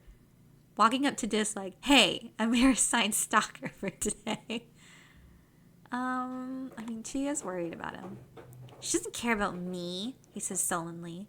Tangent's just worried she'll get in trouble if I don't come home one day. He scowls and picks at the hem of his sweater. She doesn't care about anything but her schoolwork. I don't want to threaten him. His shoulders slump in relief as you go. Sorry, Tangent, I did my best. Okay. Let's see, do we have enough to do a delivery? Oh yeah, we do. Let's do it. Oh, you look very fancy. Chief Administrator Seek greets you at the depot. They look you up and down. Sol, you've never struck me as particularly responsible or organized, but children never are. What makes you think you'd be a good fit for the position of courier? We had to get these 2 thresholds, so I assume we gotta use one of these. Strong for your age, maybe. But lucky for you, you're the only applicant this week. You've got the job. For now, anyway. They use their elegant stylus to note this on their holopalm. Come back in a few minutes, and you can help make deliveries. Yes, there will be kudos in it for you if you do it correctly. Has it been a few minutes? Okay, we can get organization, perception, we build friendship with Mars, and we get kudos. Okay, I also wanted to see... where... Is it here that we can spend our kudos, or is it somewhere else?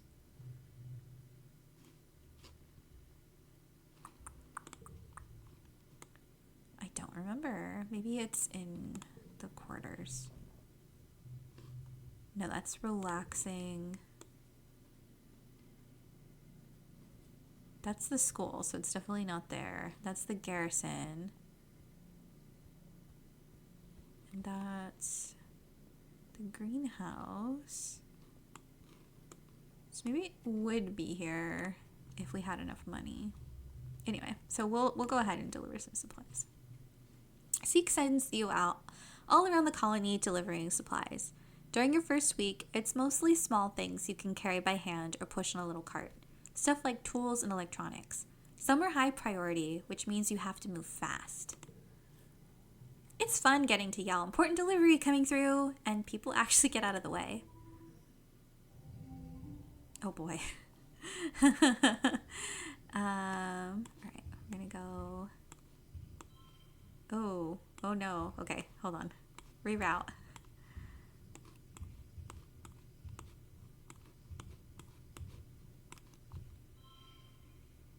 Oh, that's not enough.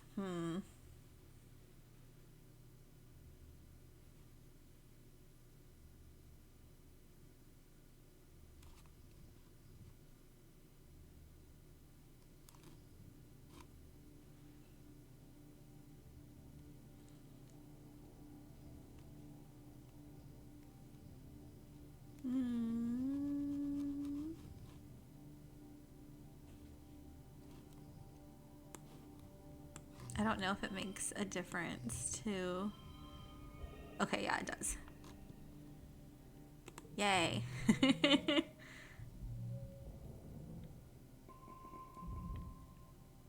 Okay, so we built our perception,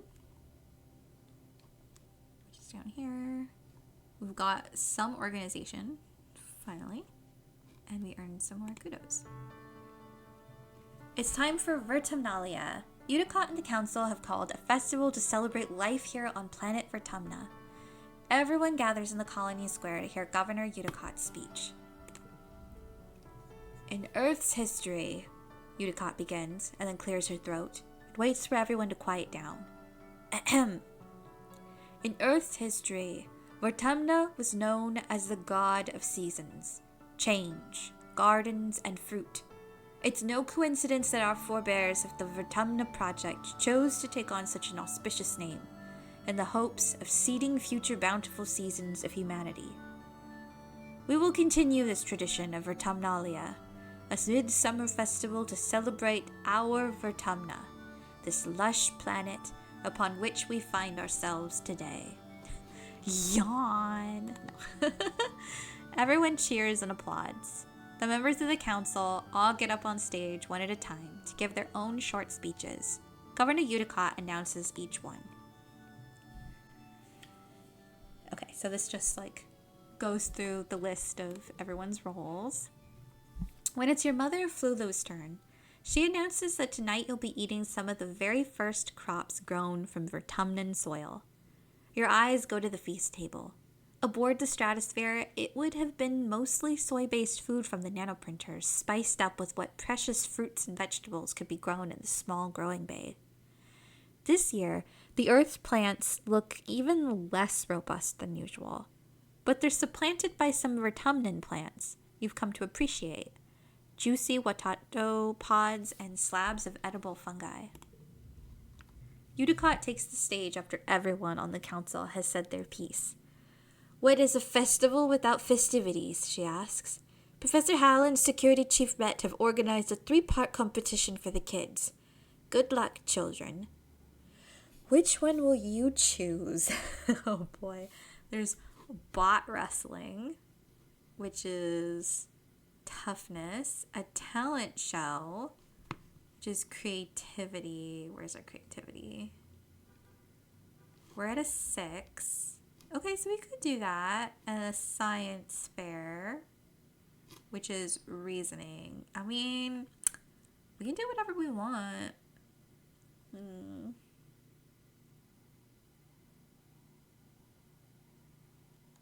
Not gonna do bot wrestling.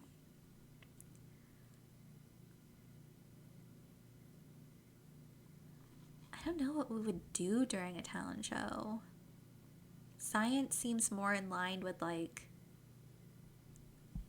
Sola K's parents and what they would probably have grown up around. So I'm gonna go ahead and enter the science fair. Right?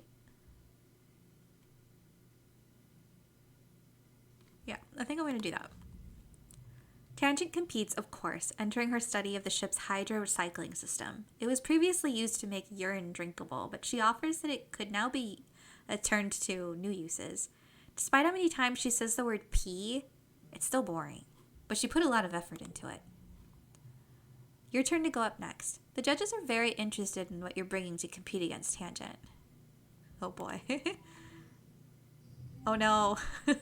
Oh, we are not winning this. Oh. Oh no. Okay. Oh. We can't even do that. We just get what we get. Okay, so we're gonna go 0, 1, 2. If that's all we get.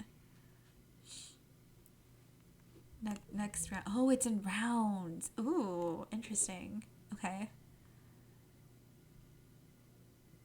So we can do 4.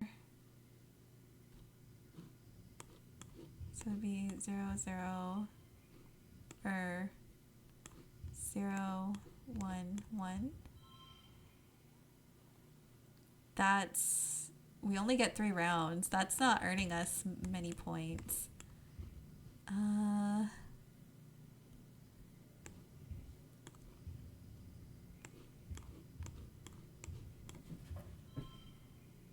That's decent.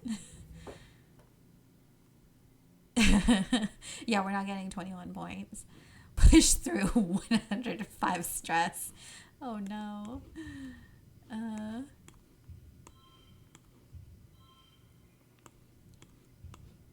Which would be better?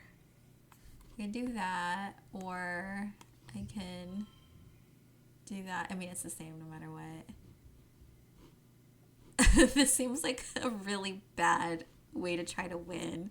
Story challenges of 3 rounds instead of 1. After every round, you'll keep the cards you didn't play and unlock an extra story. Okay. Remember order matters. Okay. Let's try. I'm bad at remembering rules. Okay, why did I get extra points the other way? It's not going to make it a win, but it will get you more points.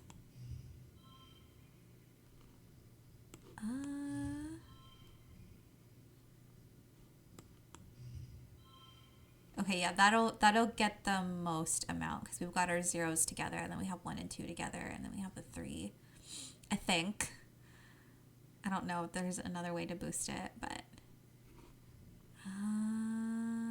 our stress is at 37. Is this presentation really worth stressing over?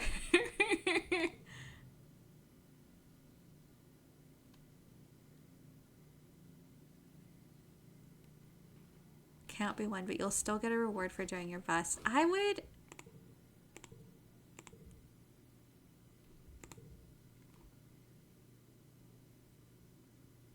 Losing isn't always a bad thing. Yeah, I would rather not take on all that stress just for this presentation, especially like when we're competing against our best friend. Like, what's the point? All right, so we got some kudos. Tangent wins. She accepts her prize with grace, having expected nothing less. Your baking soda volcano was much less impressive than you imagined. It just kind of fizzes, and you don't explain it very well. It's pretty clear your dad helped. Maybe next year. After the festivities are over, everyone takes time off for a much-needed break. During the fierce heat of dust, a few days of rest is exactly what you need. You feel refreshed. Okay, so I would have been neutralized, but I mean, this way I get like a clean slate. Okay, it is 10:04 though, so before we get into mid-dust, I am going to take a break to feed my cats because they've been very patient, and we'll be back and probably play maybe for another hour. We'll see. Be right back.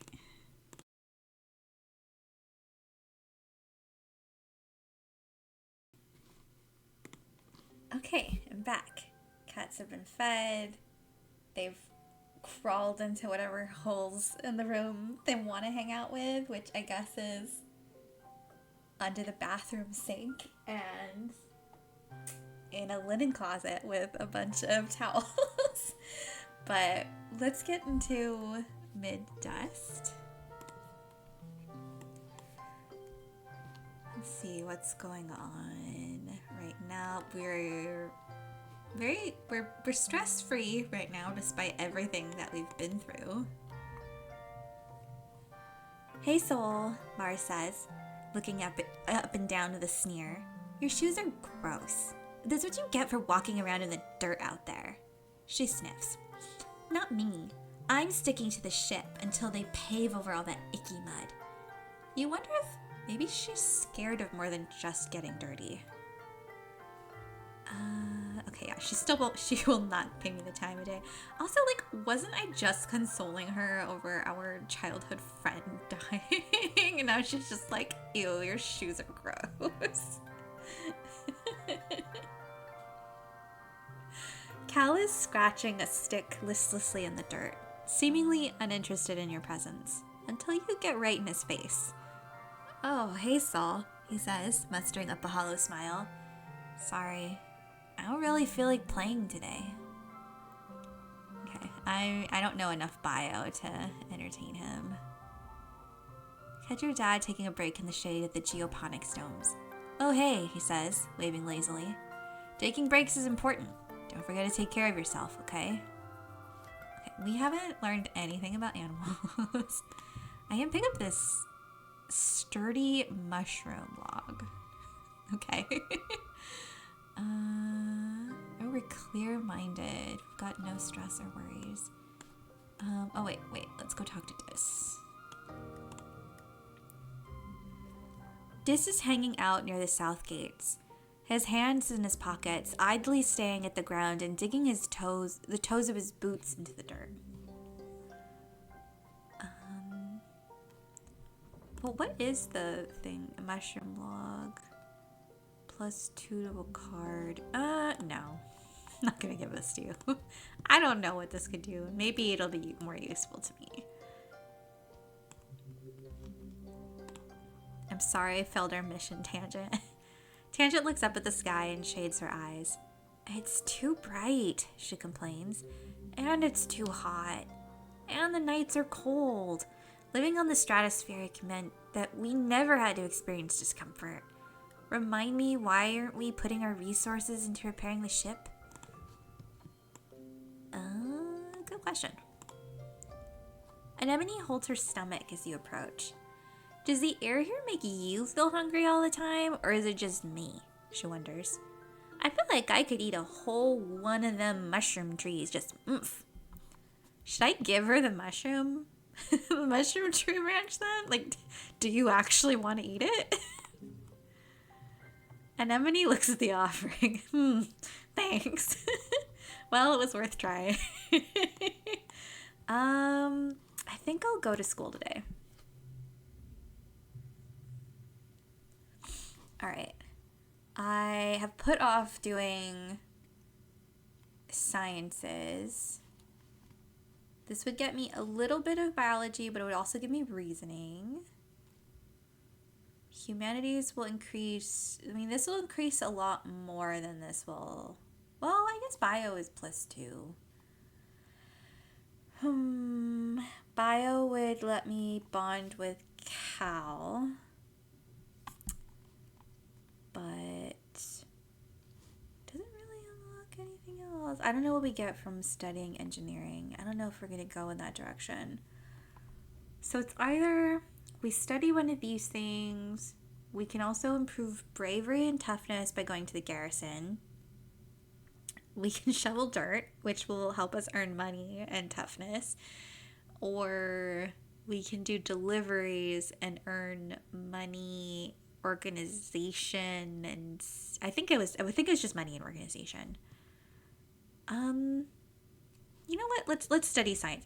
We're getting a good balance of things. Good afternoon, my burgeoning biologists and up-and-coming chemists. Professor Howell welcomes you back to your old classroom. This afternoon, we'll learn what I like to call the wet sciences. He gestures to his hollow projected lesson plan. Biology, chemistry, medicine, ecology, and geology.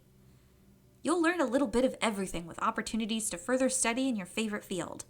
If you're looking for something a little drier, try registering for engineering classes. We are not advanced enough to do that. Okay.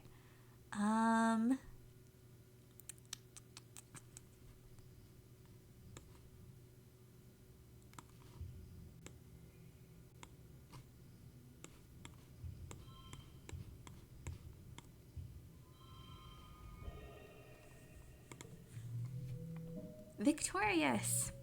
So we got an extra boost to bio. Plus reasoning. A little bit of stress, but not too bad. Now it's late dust.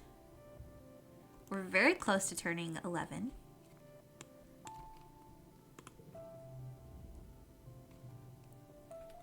What do we need for her? Oh, we do want good reasoning.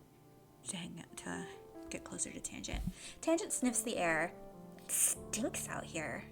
Not just one stink either. Every day it's a new stink. Today it smells like She wrinkles her nose. Like that time the waste reclamation unit broke down. Yuck. You haven't noticed the smell. She sure is sensitive. Or maybe she just likes the stale air inside the ship better. Anemone holds her stomach as you approach. Okay, so we already did that talk. Oh, wait. Okay, no, that was just like giving a gift. Okay.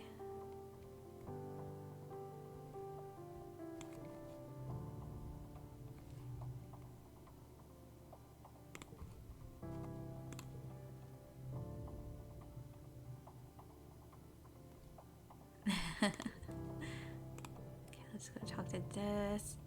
Oh, you found me. This is adjusting better than you'd expect it to, life on the surface. He's already found new places to hide and do whatever he does out here by himself.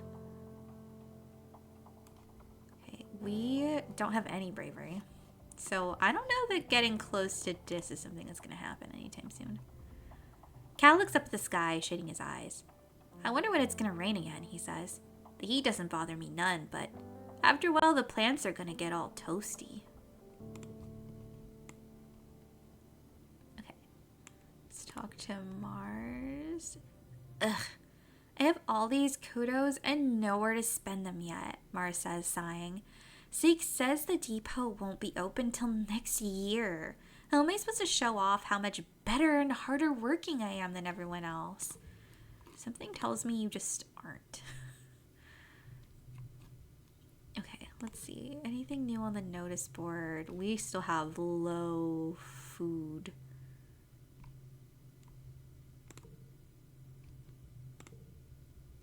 Okay.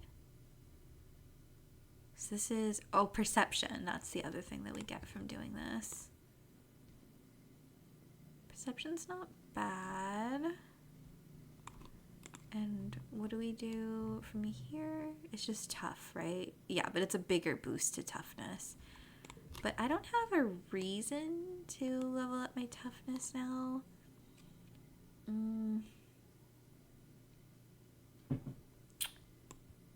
I think we'll keep studying.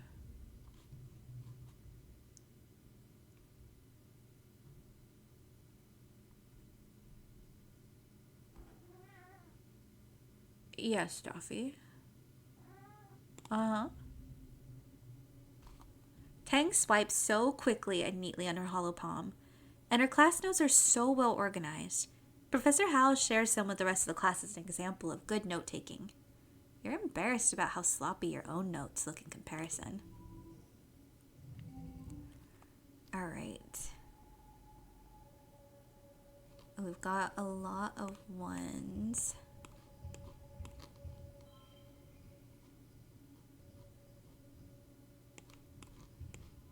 We're probably gonna have to...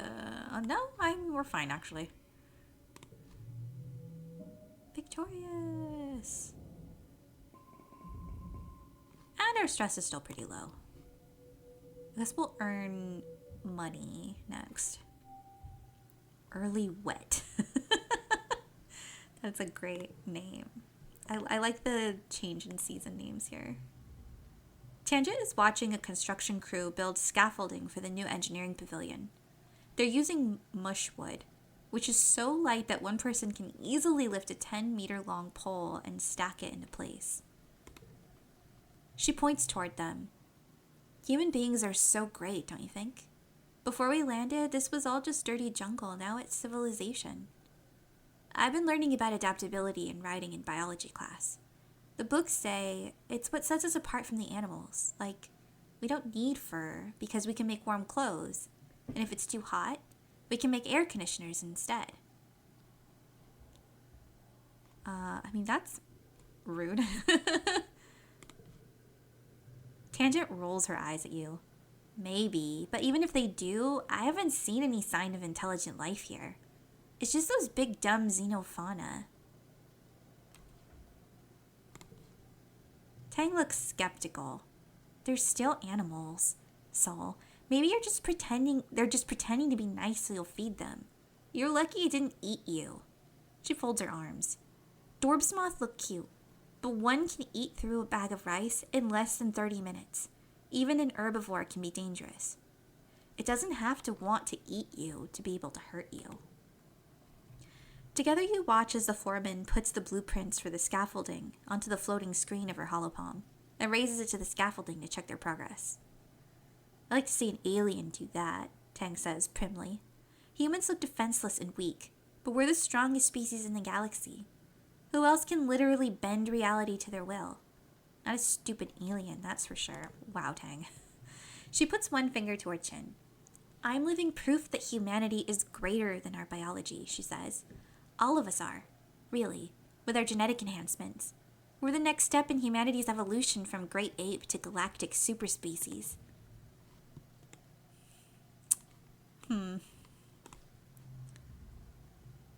Okay, same spiel.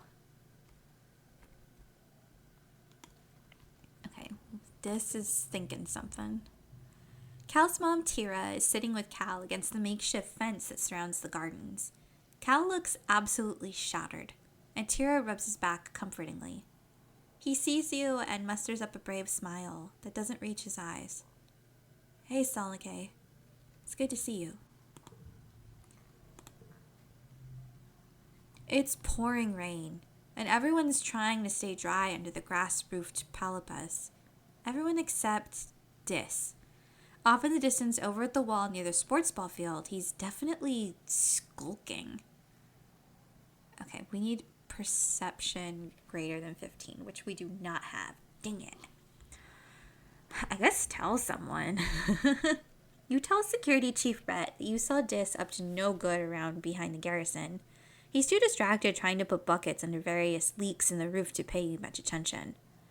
Thank you, Solnike. I'll check it out later, he says, waving you off. If there's a danger to the colony, one of the lookouts will catch it. You're not so sure. You know Dis. He's very good at hiding when he doesn't want to be found. Oh no. Are we going to have another one on our hands?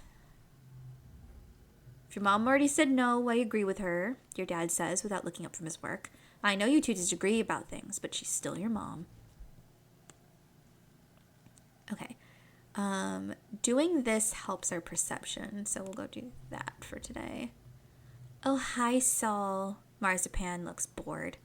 My dad's made me come out to get some fresh air. Don't know what's so fresh about it.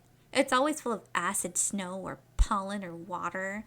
I don't know which is worse. I mean, acid snow kind of sounds pretty bad. Alright, anything on the notice board? Xenofauna have been sighted in the area. The gates will be closed during glow, and a strict curfew will be in place. Alright, let's go deliver some supplies. It's been a while, but it's time to attend a meeting of the Secret Fun Times Club. Mars started the SFC years ago when you were little kids. Tangent and Tammy agreed to join at the time, but then you all got busy with other things and forgot about it, and then Tammy died. You meet in an unused conference room in command, which Mars says is perfect for a secret club. Club President Mars brings the meeting to order. Tang, Vice President of Writing Down Secrets, records the meeting notes on her holopalm. As Vice President of Fun Ideas, it was your job to come up with something for the club to do today. You chose making friendship bracelets and brought all the supplies you need. Today, Mars announces, we're going to make friendship bracelets. And I have an even better idea. We're going to sell them to people for kudos. That isn't really how kudos are supposed to be used, but Mars is hard to argue with sometimes. The three of you spend the afternoon braiding bracelets out of recycled bits of wire and bright plastic packing straps. Your hearts aren't really in it. All three of you know that Tammy would have been much better at this than you. Making friendship bracelets was one of her favorite things. She was always giving them to people and didn't expect anything in return. It's eventually Mars who calls the meeting early. She takes all your misshapen bracelets and looks at them dubiously. I don't know if people will want to trade them for kudos, but I'll do my best. I'll put the kudos in the club treasury. Meeting adjourned. You ask Tangent if she thinks Mars is actually going to sell them. think so, Tang tells you. But the club doesn't even have a treasury. She'll probably just keep the kudos for herself. She doesn't seem to care. Okay, let's see. Let's go 0.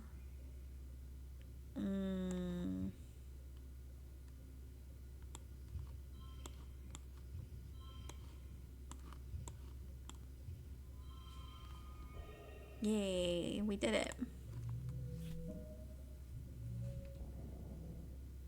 Alright, so we get some extra bonus organization, plus 2 perception, 5 kudos, and a little bit of stress. I don't think it's enough. We need a rest, though.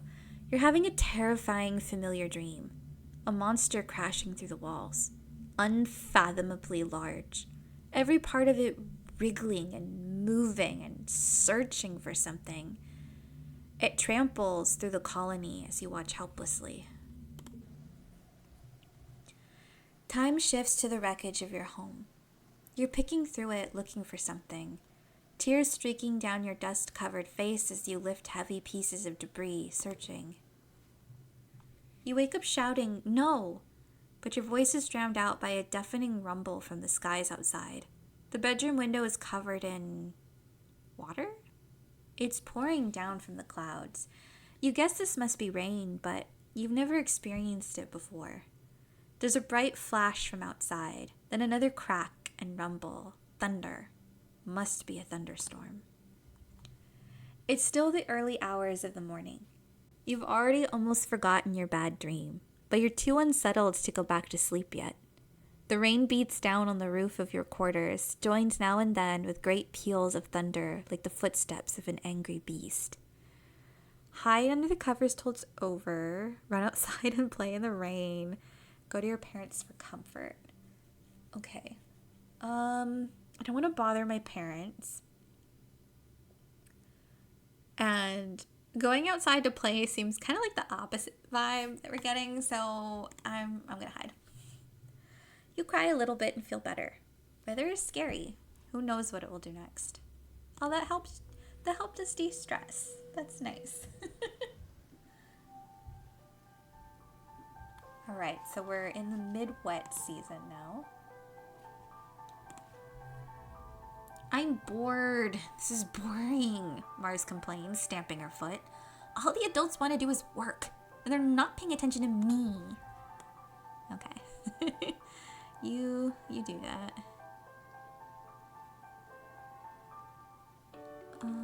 Oh, we can pick up another branch. Hey, Stardust, wet enough for you? Well, I'm glad Dis didn't die. I was a little worried for a second.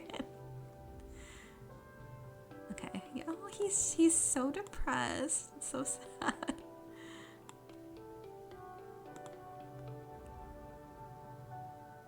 Okay, so you're still complaining about stinky stuff. And this is the running prompt. Okay.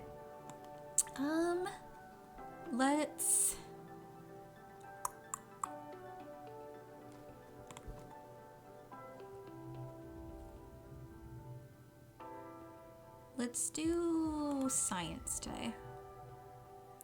For today's lesson, Professor Hall tells you, we'll start with a fun group project. You'll be studying the mush tree, a prominent natural resource native to Vertumna.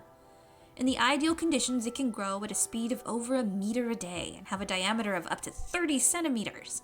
He stands up on his tiptoes and gestures to illustrate. Your team will experiment to find those ideal conditions. You're teamed up with Tang and Cal, and are given a mush tree spore and a bucket to grow it in. The rest is up to you. Tang looks up Surveyor's notes on the HoloNet. Mush trees, she reads, are most abundant south of the colony and the stormy, moist regions of the subaqueous swamp. What if we use water instead of soil? Cal suggests, like they do in hydroponics. Tang nods. If they like wet weather, that might work. So, do you have any suggestions? Lower the water's pH. Put it under a bright grow light. sing to it, run an electric current through it, or all of the above. Over a meter a day, alien bamboo behavior. Okay. Abundant in moist regions, moist, stormy regions.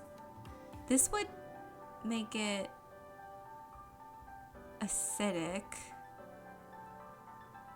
I don't think swamps are bright. Oh, I don't know. None of these really sound like they make sense to my very not. Acidic wetlands would be a bog, so maybe it does sound the least like singing to it daily is probably gonna do nothing. But the bright stuff, that doesn't seem. I mean, swamps and bogs are like pretty dark. That's why they're damp and humid. And okay, let's try that. You fill a bucket with water and add spark snow crystals. They're sometimes left over at the end of quiet season. They're mildly acidic, which means they should lower the pH of the water. Every day you rush into class to check on its progress. At first, there's nothing, but by midweek, your little mush tree shoot sprouts up and starts its journey. In the end, yours is in the middle of the pack.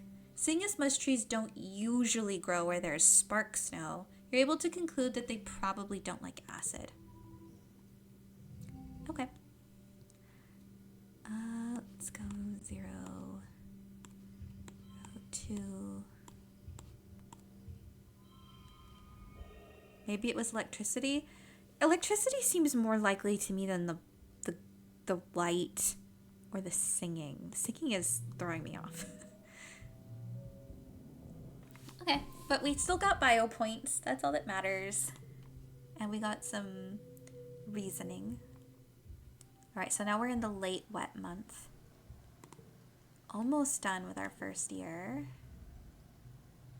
Have you gone outside the colony yet? Tang asks you. I hear all sorts of terrible things. Regardless, we're not allowed to stray from the gates unless we're on an expedition. Tang rolls her eyes. Not that it stops my brother.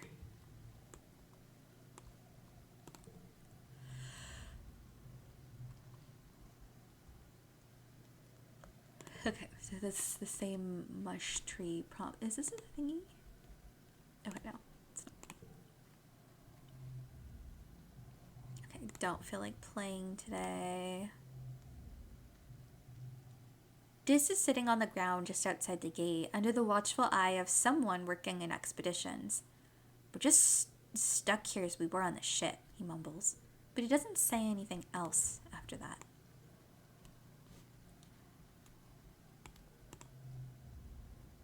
You step cautiously through the colony gates. Well, hey there, Soul. Uncle Tonin tries to muster his old smile. I'm afraid you better stick to sports ball for now, okay? It's a tough world outside these walls. Okay, we would need either toughness or bravery to do this. Okay. We don't have a lot of bravery, so we could just farm some extra toughness. You join Cal at a particularly fragrant pile of compost. He's trying to use his hoverboard as a wheelbarrow, carefully pushing compost off it into the pile. Don't you just love this? Cal asks excitedly. Your hoverboard? Yeah, it's cool. Dirt? I guess it's okay. Or what, these stinky rotted food scraps? It is kind of weird that he's using his hoverboard to move, like, rotting substrate. I'm gonna say dirt is okay. No, he laughs. I mean, just this. He waves his arm, dirt encrusted up to the elbows, to take in the entire greenhouse. We get to help plant stuff and watch it grow. Even if we're just moving dirt around, we're still helping. Well, he considers. I like digging holes in the dirt because it's so full of surprises down there. I found a worm. Wait, let me see if I can find her again. He sticks his hand into the compost and rummages around, his tongue sticking out of his mouth. I guess she got away, he says after a minute. She was real shiny, like a rainbow. surprised there hasn't been this indigenous life form as hazardous to human life on a fundamental level scenario yet. Something that reacts violently with the human immune system or something. Interesting. I wonder if it'll go there. Wait, he says. I just thought of a thing I like better. He shows you his splayed hand. Getting dirt under my fingernails, he laughs. I don't know why, but it's the best. Okay. You do you.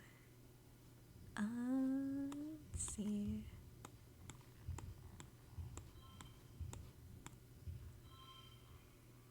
Okay.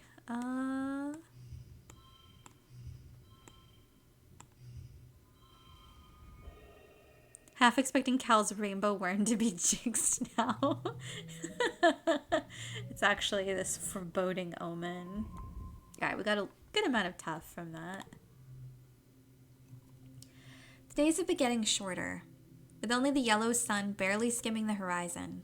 One morning, you wake in the darkness and act to check your holopalm to know what time it is. You see a hollow stream from Mars.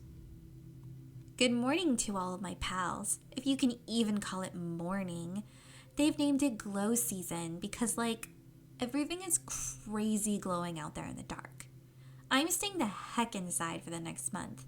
What's the point in even going out if you can't see anything? It's going to be a long, boring month. I don't really like either of these responses, but I mean, also, I'm from California. We just don't say hella in Southern California, so I'm also avoiding that one for that reason. You peek out the window. The wormhole is the biggest you've ever seen it, like a massive fiery ring in the sky. The planet must be very close to it now. And out in the jungle, something new is taking place. The plants are flowering, glowing, iridescent blooms. Everything is full of life. There are strange new sounds, long hooting calls, and gurgling roars. After Mars's message is a notice from the council, warning everyone to stay safe inside. Tammy's dad and the other surveyors have been called back and the gates closed for the month. There's a tension in the air, as if everyone is waiting for something.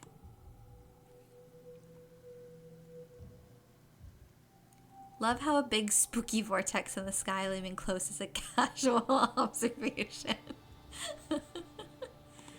Alright, so we're, ooh, gimme.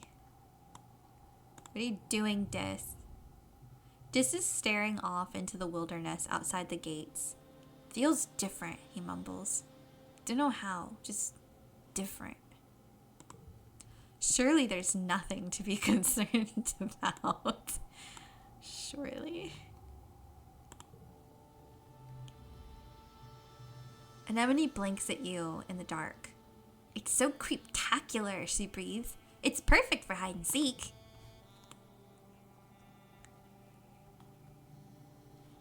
Okay, that one out that way. Here's my mama.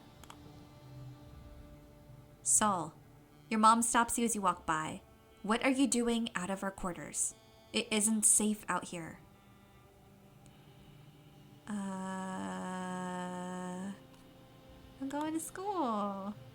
She nods with grudging approval. Fair enough, she replies. Stay close to the stratospheric, got it? We don't know what's out there this time of year. As you walk away and are just out of earshot, you hear her mumble, Stars, it is beautiful though. Feed that kid a worm already. He's clearly starving for one. Okay, so no one's out over here. You know, I told my mom I was going to school, but I'm going. She watches you walk away, then turns her gaze back up to the swirling wormhole overhead. This is what I wanted to click. We're gonna relax in the lounge. You nestle in the cushions, close your eyes, and listen to music. You have an archive of over 100 years of music to choose from. But still, you wonder what new songs they're writing these days, 10 million light years away on Earth. The only new music you've heard is when the adults come up with a new space shanty. It's nice, good music for harmonizing with your friends as you work. but it's not really something you want in your ears all the time. Oh. Oh no. I will forget crawling. Sorry. I mean, who remembers crawling? I don't remember those days. It's daytime when the emergency sirens start up. Well, what passes for day. It's still nearly pitch black, except for an eerie green twilight glow on the horizon. You look toward the gates. They're open. Wait, they shouldn't be open. Oh, we're so stressed. Gates just do that sometimes. It's normal. Clearly nothing to worry about. The alert blares out of the speaker in the colony. It's the same one you used for hull breaches and fires. And in space, it meant you were supposed to go to the nearest emergency shaft and put on a spacesuit. On Vertemna, it means to go to the assembly point and wait for instructions. The closest assembly point is the children's crèche. But from the opposite direction, you hear shouting and loud popping noises. Gunfire. Is the colony under attack? Well, obviously we can't fight, so we need to go to the place where our childhood friend died. So that's not traumatizing. You find Dis in the crèche and join him in hiding under the arts and crafts table. The lights are dim. You scared? He asked quietly. Yeah. Dis shrugs. I thought I would be, but I'm not, he says. I'm not scared of stuff like this. You can't help but glance at the hollow projector on the wall. The one that electrocuted your classmate Tammy earlier this year. Why would they just leave it? The glowing bear looms over the room and for a moment looks more like a monster than a toy. You grew up here. It feels weird to be hiding here, like you're just little kids again. You hear more gunfire and yelling, but within half an hour, they play the all-clear tone. Chief Surveyor Tonin comes in to let you know it's all safe, now as the lights come back on. You glance at the hologram teddy bear again. Tonin was Tammy's dad. How can he be sure it's safe? How can he be sure anything is safe? You're relieved when your parents arrive with an ashen-faced Cal. They won't talk about what happened at Geoponics. After 2 weeks of darkness, with the blue sun barely skimming the horizon, it began to move higher in the sky and daytime returns. The council admits they don't know how the gates were opened or how the creatures got in. Some of the attacking creatures were once thought to be docile. Others were species nobody had seen before. It was like something had driven them to assault the colony. These kids can fit so much childhood trauma. At least nobody was killed. This time. Oh boy. Alright, childhood is fleeting. The game will end when you reach age 20. So you should focus on a few skills to improve your friends to spend time with. Use the Skills and Friends button at the top left of the screen to keep track of them. Good luck.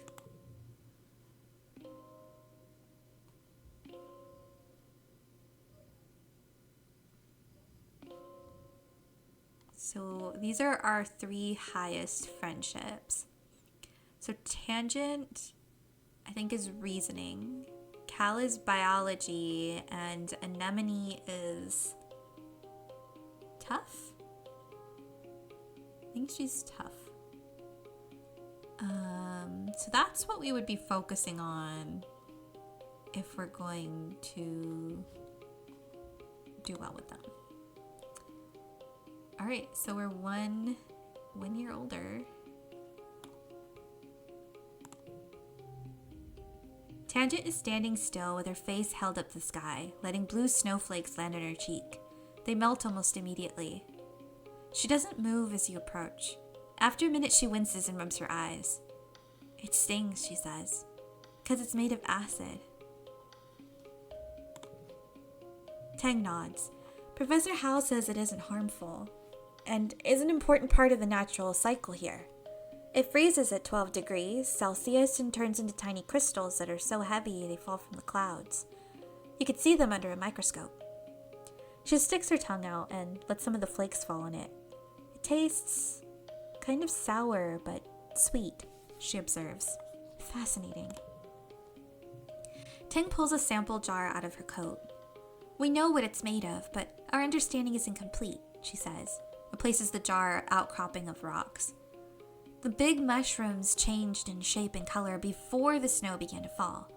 I wonder, is there some sort of signal that precedes the changing of the seasons? What happens if I expose samples collected in dust season to snow from quiet season? A small, excited smile creeps across Tang's face. There's so much to learn about this planet. I can't wait. I'm assuming she's also been told it's safe for consumption. What scientist wouldn't just test a hypothesis? Anemone is running around the sports ball pitch. Com says most important thing of defense training is knowing when to run away. She huffs as she runs past. Good thing I'm so good at running.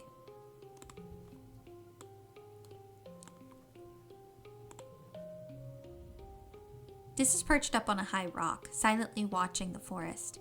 He barely moves as you approach. The longer you look, the more you see, he says cryptically.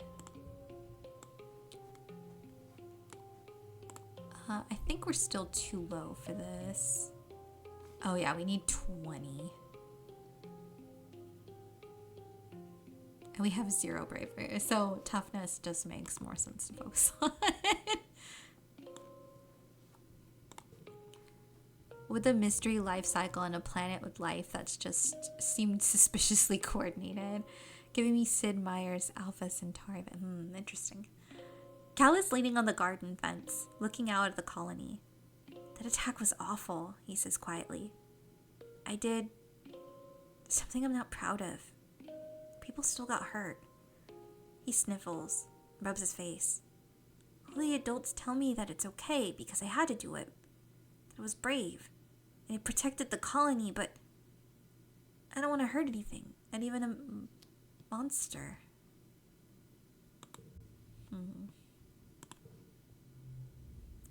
Your dad is watching your mom work. You can practically see the hearts in his eyes. Your mom is an incredible lady, he says dreamily. True love is hurtling yourself into space with someone and hoping for the best for your children. Ew, Dad. Gross. Your mom is taking a break at her makeshift desk inside the domes. What's up, Sal? She asks. Need me for something?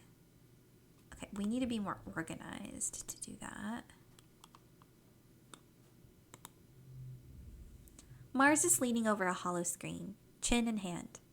She exhales and blows a piece of hair out of her eyes. I hate schoolwork, she says, but my dad's told me that a good education is necessary for all people of culture, so I guess I gotta do it. She scrolls listlessly through her work with one finger. I'm doing the science parts last, though.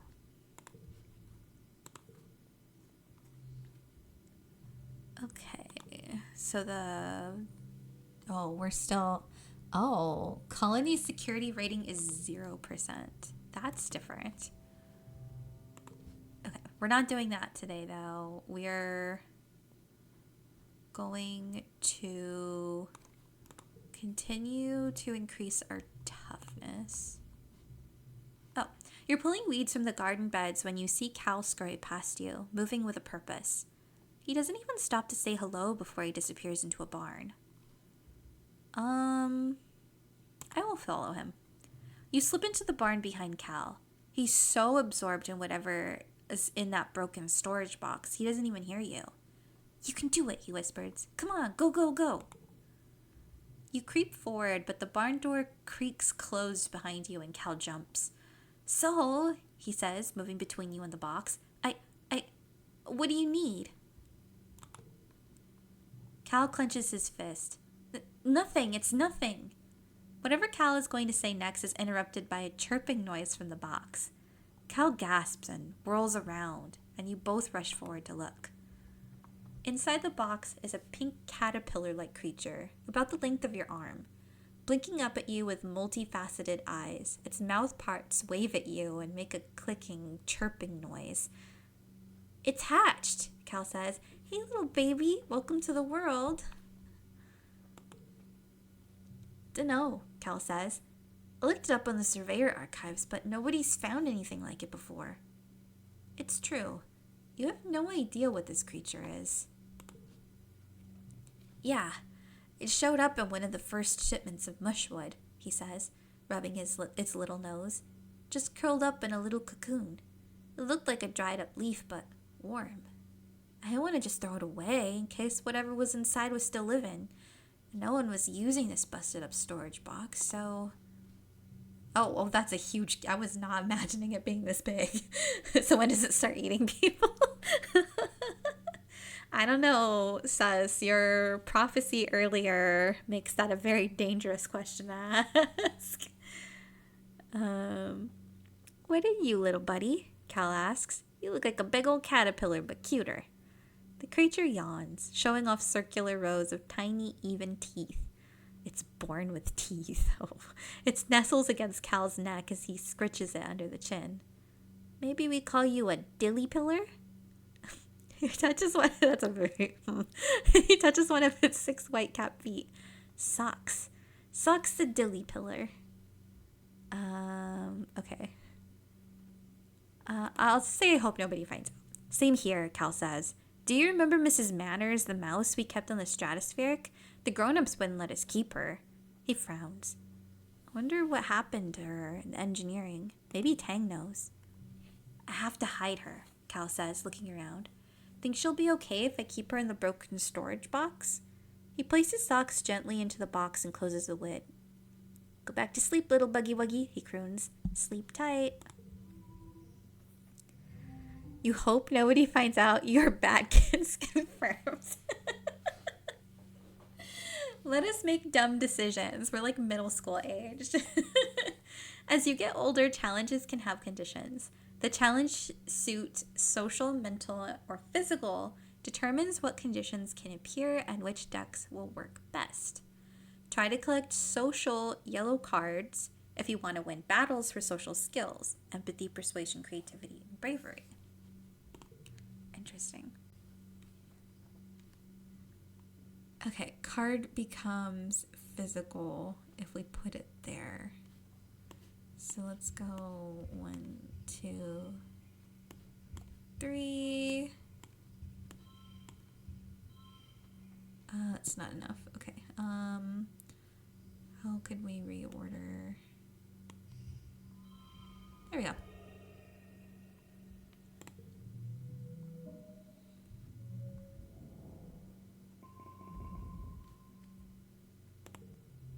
I still think we're behind in toughness. Yeah, we're 1 point away. Okay. I think we'll focus on some social skills tomorrow, though. Just to balance out a little bit more. So much has happened in the last month since the monster attacked during Glow. The idea of this planet as a peaceful utopia has been shattered. The security squads are training new members and keeping close watch on the gates now. They're reinforcing the walls and even installing a few robotic turrets. In class, you have drills on what to do if the colony is attacked again. In all the excitement, you forgot today was your birthday. Your parents haven't forgotten. They wake you up early with enthusiastic shouts of surprise! A Vertumnan year is only a little longer than a year on Earth. So you've taken up its calendar for birthdays. Yours is in the 2nd month of quiet. Spark snow drifts slowly past. Your porthole window as you snuggle with your dad. Your mom climbs up too and sits on the edge of your bed. Your dad pulls a bowl of fruit from behind his back with a flourish, like a magic trick. At least you think it's fruit. Are those? Bobber fruit, your dad grins. The foragers have been picking these just outside the walls. They might look funny, but they're tasty. Try one. You take a cautious bite. The pulp is soft and tastes a bit like lemon, only more blue. I bet you can't wait to join the surveyors out there, your dad says wistfully. Who knows what else you'll find. Salt is not allowed outside the gates, your mom interrupts, her voice sharp. It's too dangerous for kids. Well, I know, but eventually, your dad says, but your mom cuts him off again. But not now, your mom replies. Not since the attack. Not with everything we know is out there now.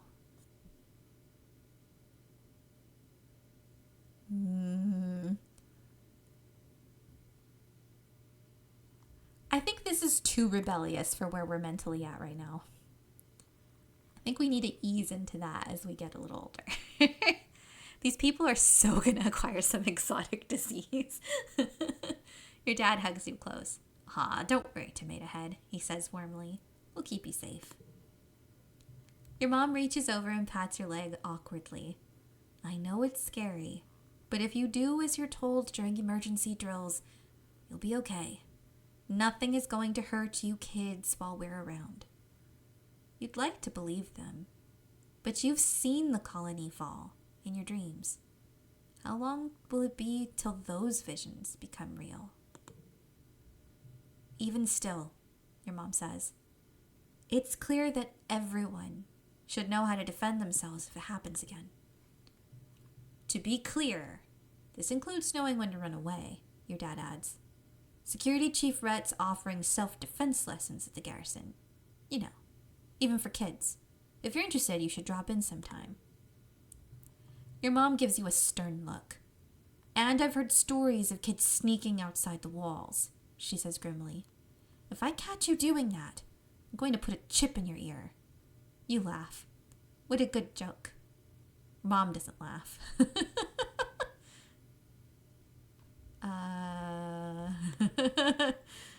Yeah, you better never, your mom retorts, crossing her arms. I love seeing other people like, no, that's too confrontational, when I would have immediately picked that option. Well, see, like, if it were me, I would have picked it. But with the context of the character, I don't think that it would have made as much sense at the age of 11. I imagine as things keep happening here, this character is going to swing into a very rebellious phase of their life. But we're getting there. I have the arc in my head. Mars is watching her holoscreen intently. She shushes you before you can get a word in. They're about to kiss, Mars hisses, barely giving you a second look. Okay. Did we already go this way? I don't remember. Have we talked to you today? Oh, good, Tang says, barely looking up from her microscope. Another thick-skulled cretin coming to interrupt my work. What do you want? Okay, why are you being so rude to me?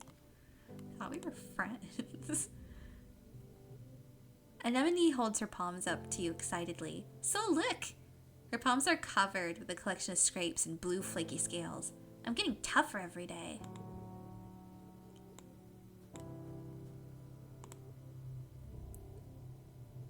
You spot Diz arguing with someone working in expeditions. They point angrily back to the gates, and Diz slinks towards you, anger in his eyes. We're trapped here, he grumbles. I hate it. I hate it here. See, that kid's already in his rebellious era. Okay, I already talked to you. Tangy like tangent. Okay. Oh, sus, what did you do?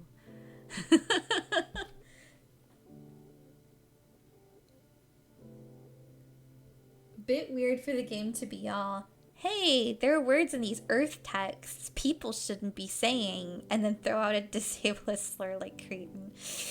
Yeah. Alright, so we're gonna do +2 combat, +1 animals. So this is how we learn about animals.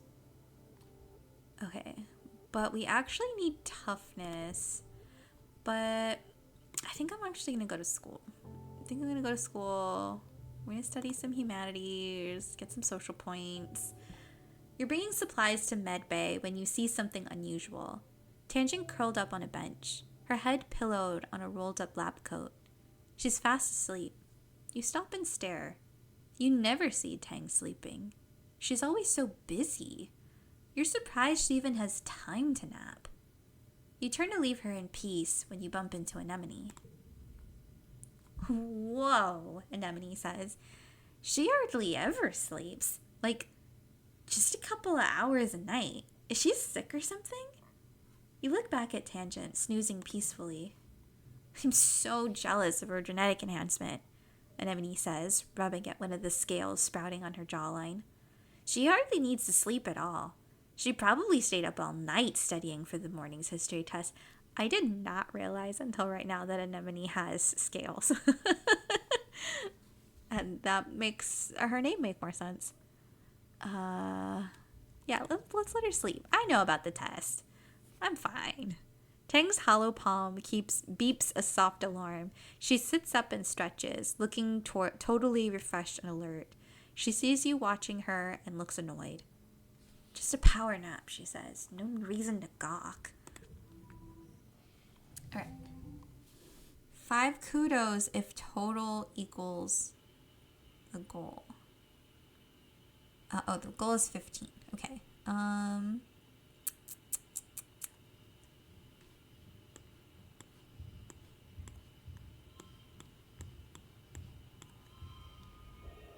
Super goal.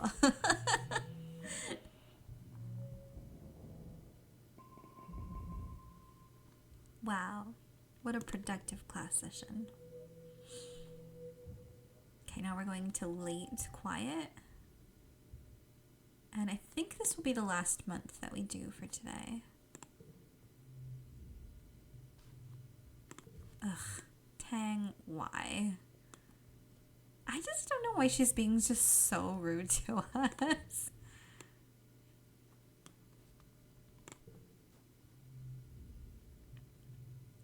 Why'd the animals attack us, do you think? Dis says softly. Probably because we're not supposed to be here. That's my guess. You know, he's probably right. You're looking a little worn out, my little firefly. Your dad greets you, looking concerned. You know, despite what your mom might say, there is such a thing as too much work. Oh yeah, we're actually pretty high. Maybe some R&R over in the lounge would help recharge those solar cells. What do you say? Maybe I just need a hug? Your dad throws his arms wide. Well, get in here, tiger butter. After a long hug, you do feel a little better. Your dad gives incredible hugs. Cal is scrubbing his hands at the water barrel, trying unsuccessfully to get all the dirt out from under his fingernails. It looks like a lost cause. Cal's hands have been dirt-stained probably since you landed here. Stupid, Cal mutters. Stupid, ugh. He jerks his hands out of the water and holds them to his face, and you hear him sob. Why did they have to... It's not fair.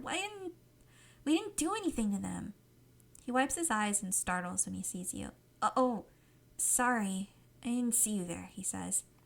I was just, washing my hands. Your mom is hard at work. Are you even surprised anymore?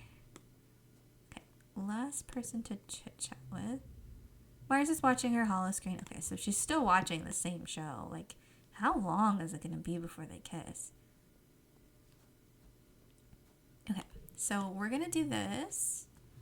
I'm going to play some sports ball so we can get to the toughness we need.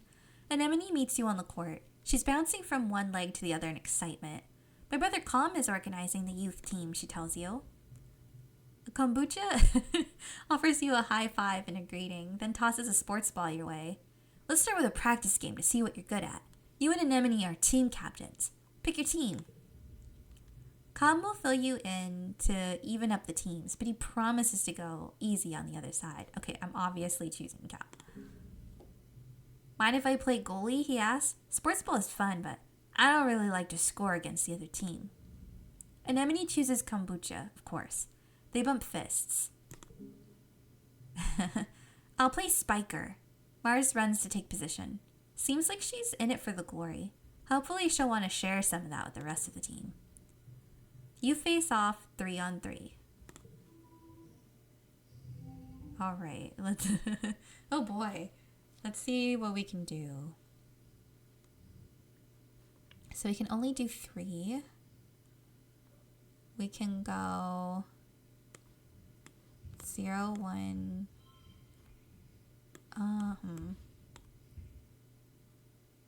We could go 0, 1, 2, or we could go 1, 1, 1, 2, 2, 0, 1, 2. That would get us 8.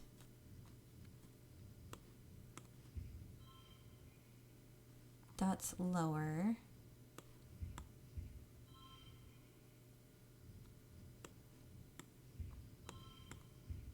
Oh, no, that's not. That's probably, I think, the best that we're gonna do.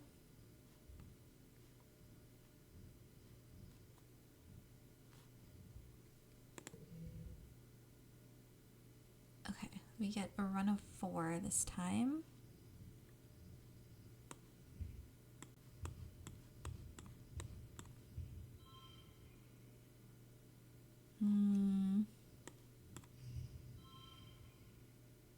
That gets us 12 versus 11.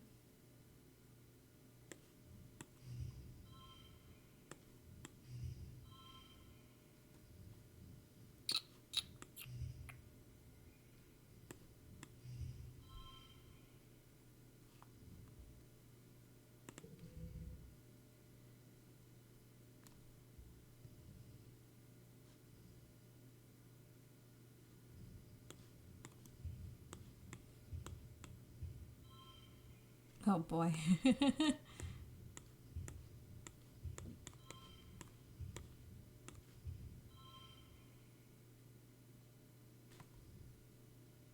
Okay, this time we're gonna push through the stress this time. Well, unless there's a different way I can order these.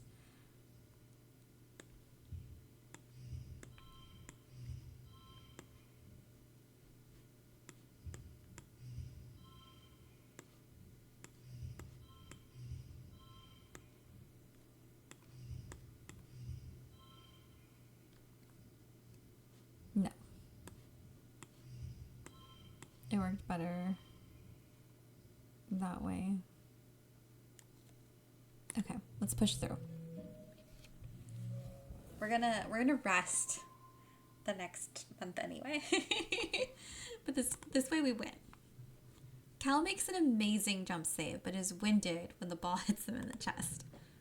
The score is tied, with Anemone and Calm putting the pressure on, then blam!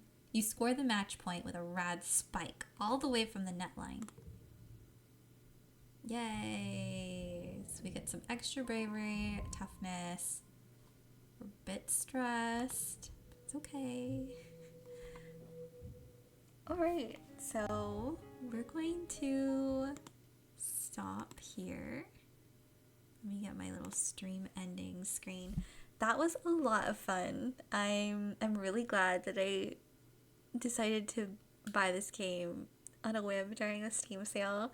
I really love the characters. I think they're so much fun.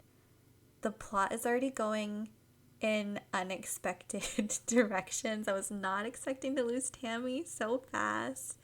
I'm really curious about how replay is going to work, because it definitely seems like a game that like is going to encourage you to do like new game plus kind of stuff, where you can make like new decisions now that you've kind of have like some momentum of how things work. And since there is this kind of memory time slip stuff happening, I'm going to be really curious to see how all of that comes into play as we keep going. It also seems like it's a pretty decent length, even just like through a straight playthrough, since we have 13 years to cover, I think is what they mentioned. And there's like several months per, there's just a lot to do, and I'm looking forward to playing some more. But thanks everybody who watched. Sus, No Service, and we had Neo Meruru earlier. Thank you so much for the follow and for watching the stream. Let's see. If I get enough sleep, I might be back on Monday. But otherwise, Friday is generally my stream time slot because I don't have to worry about waking up on the weekend. So, if nothing else, I'll see you all in a week, but maybe sooner, to play some more of this game. Have a good night, everyone. Take care. Bye.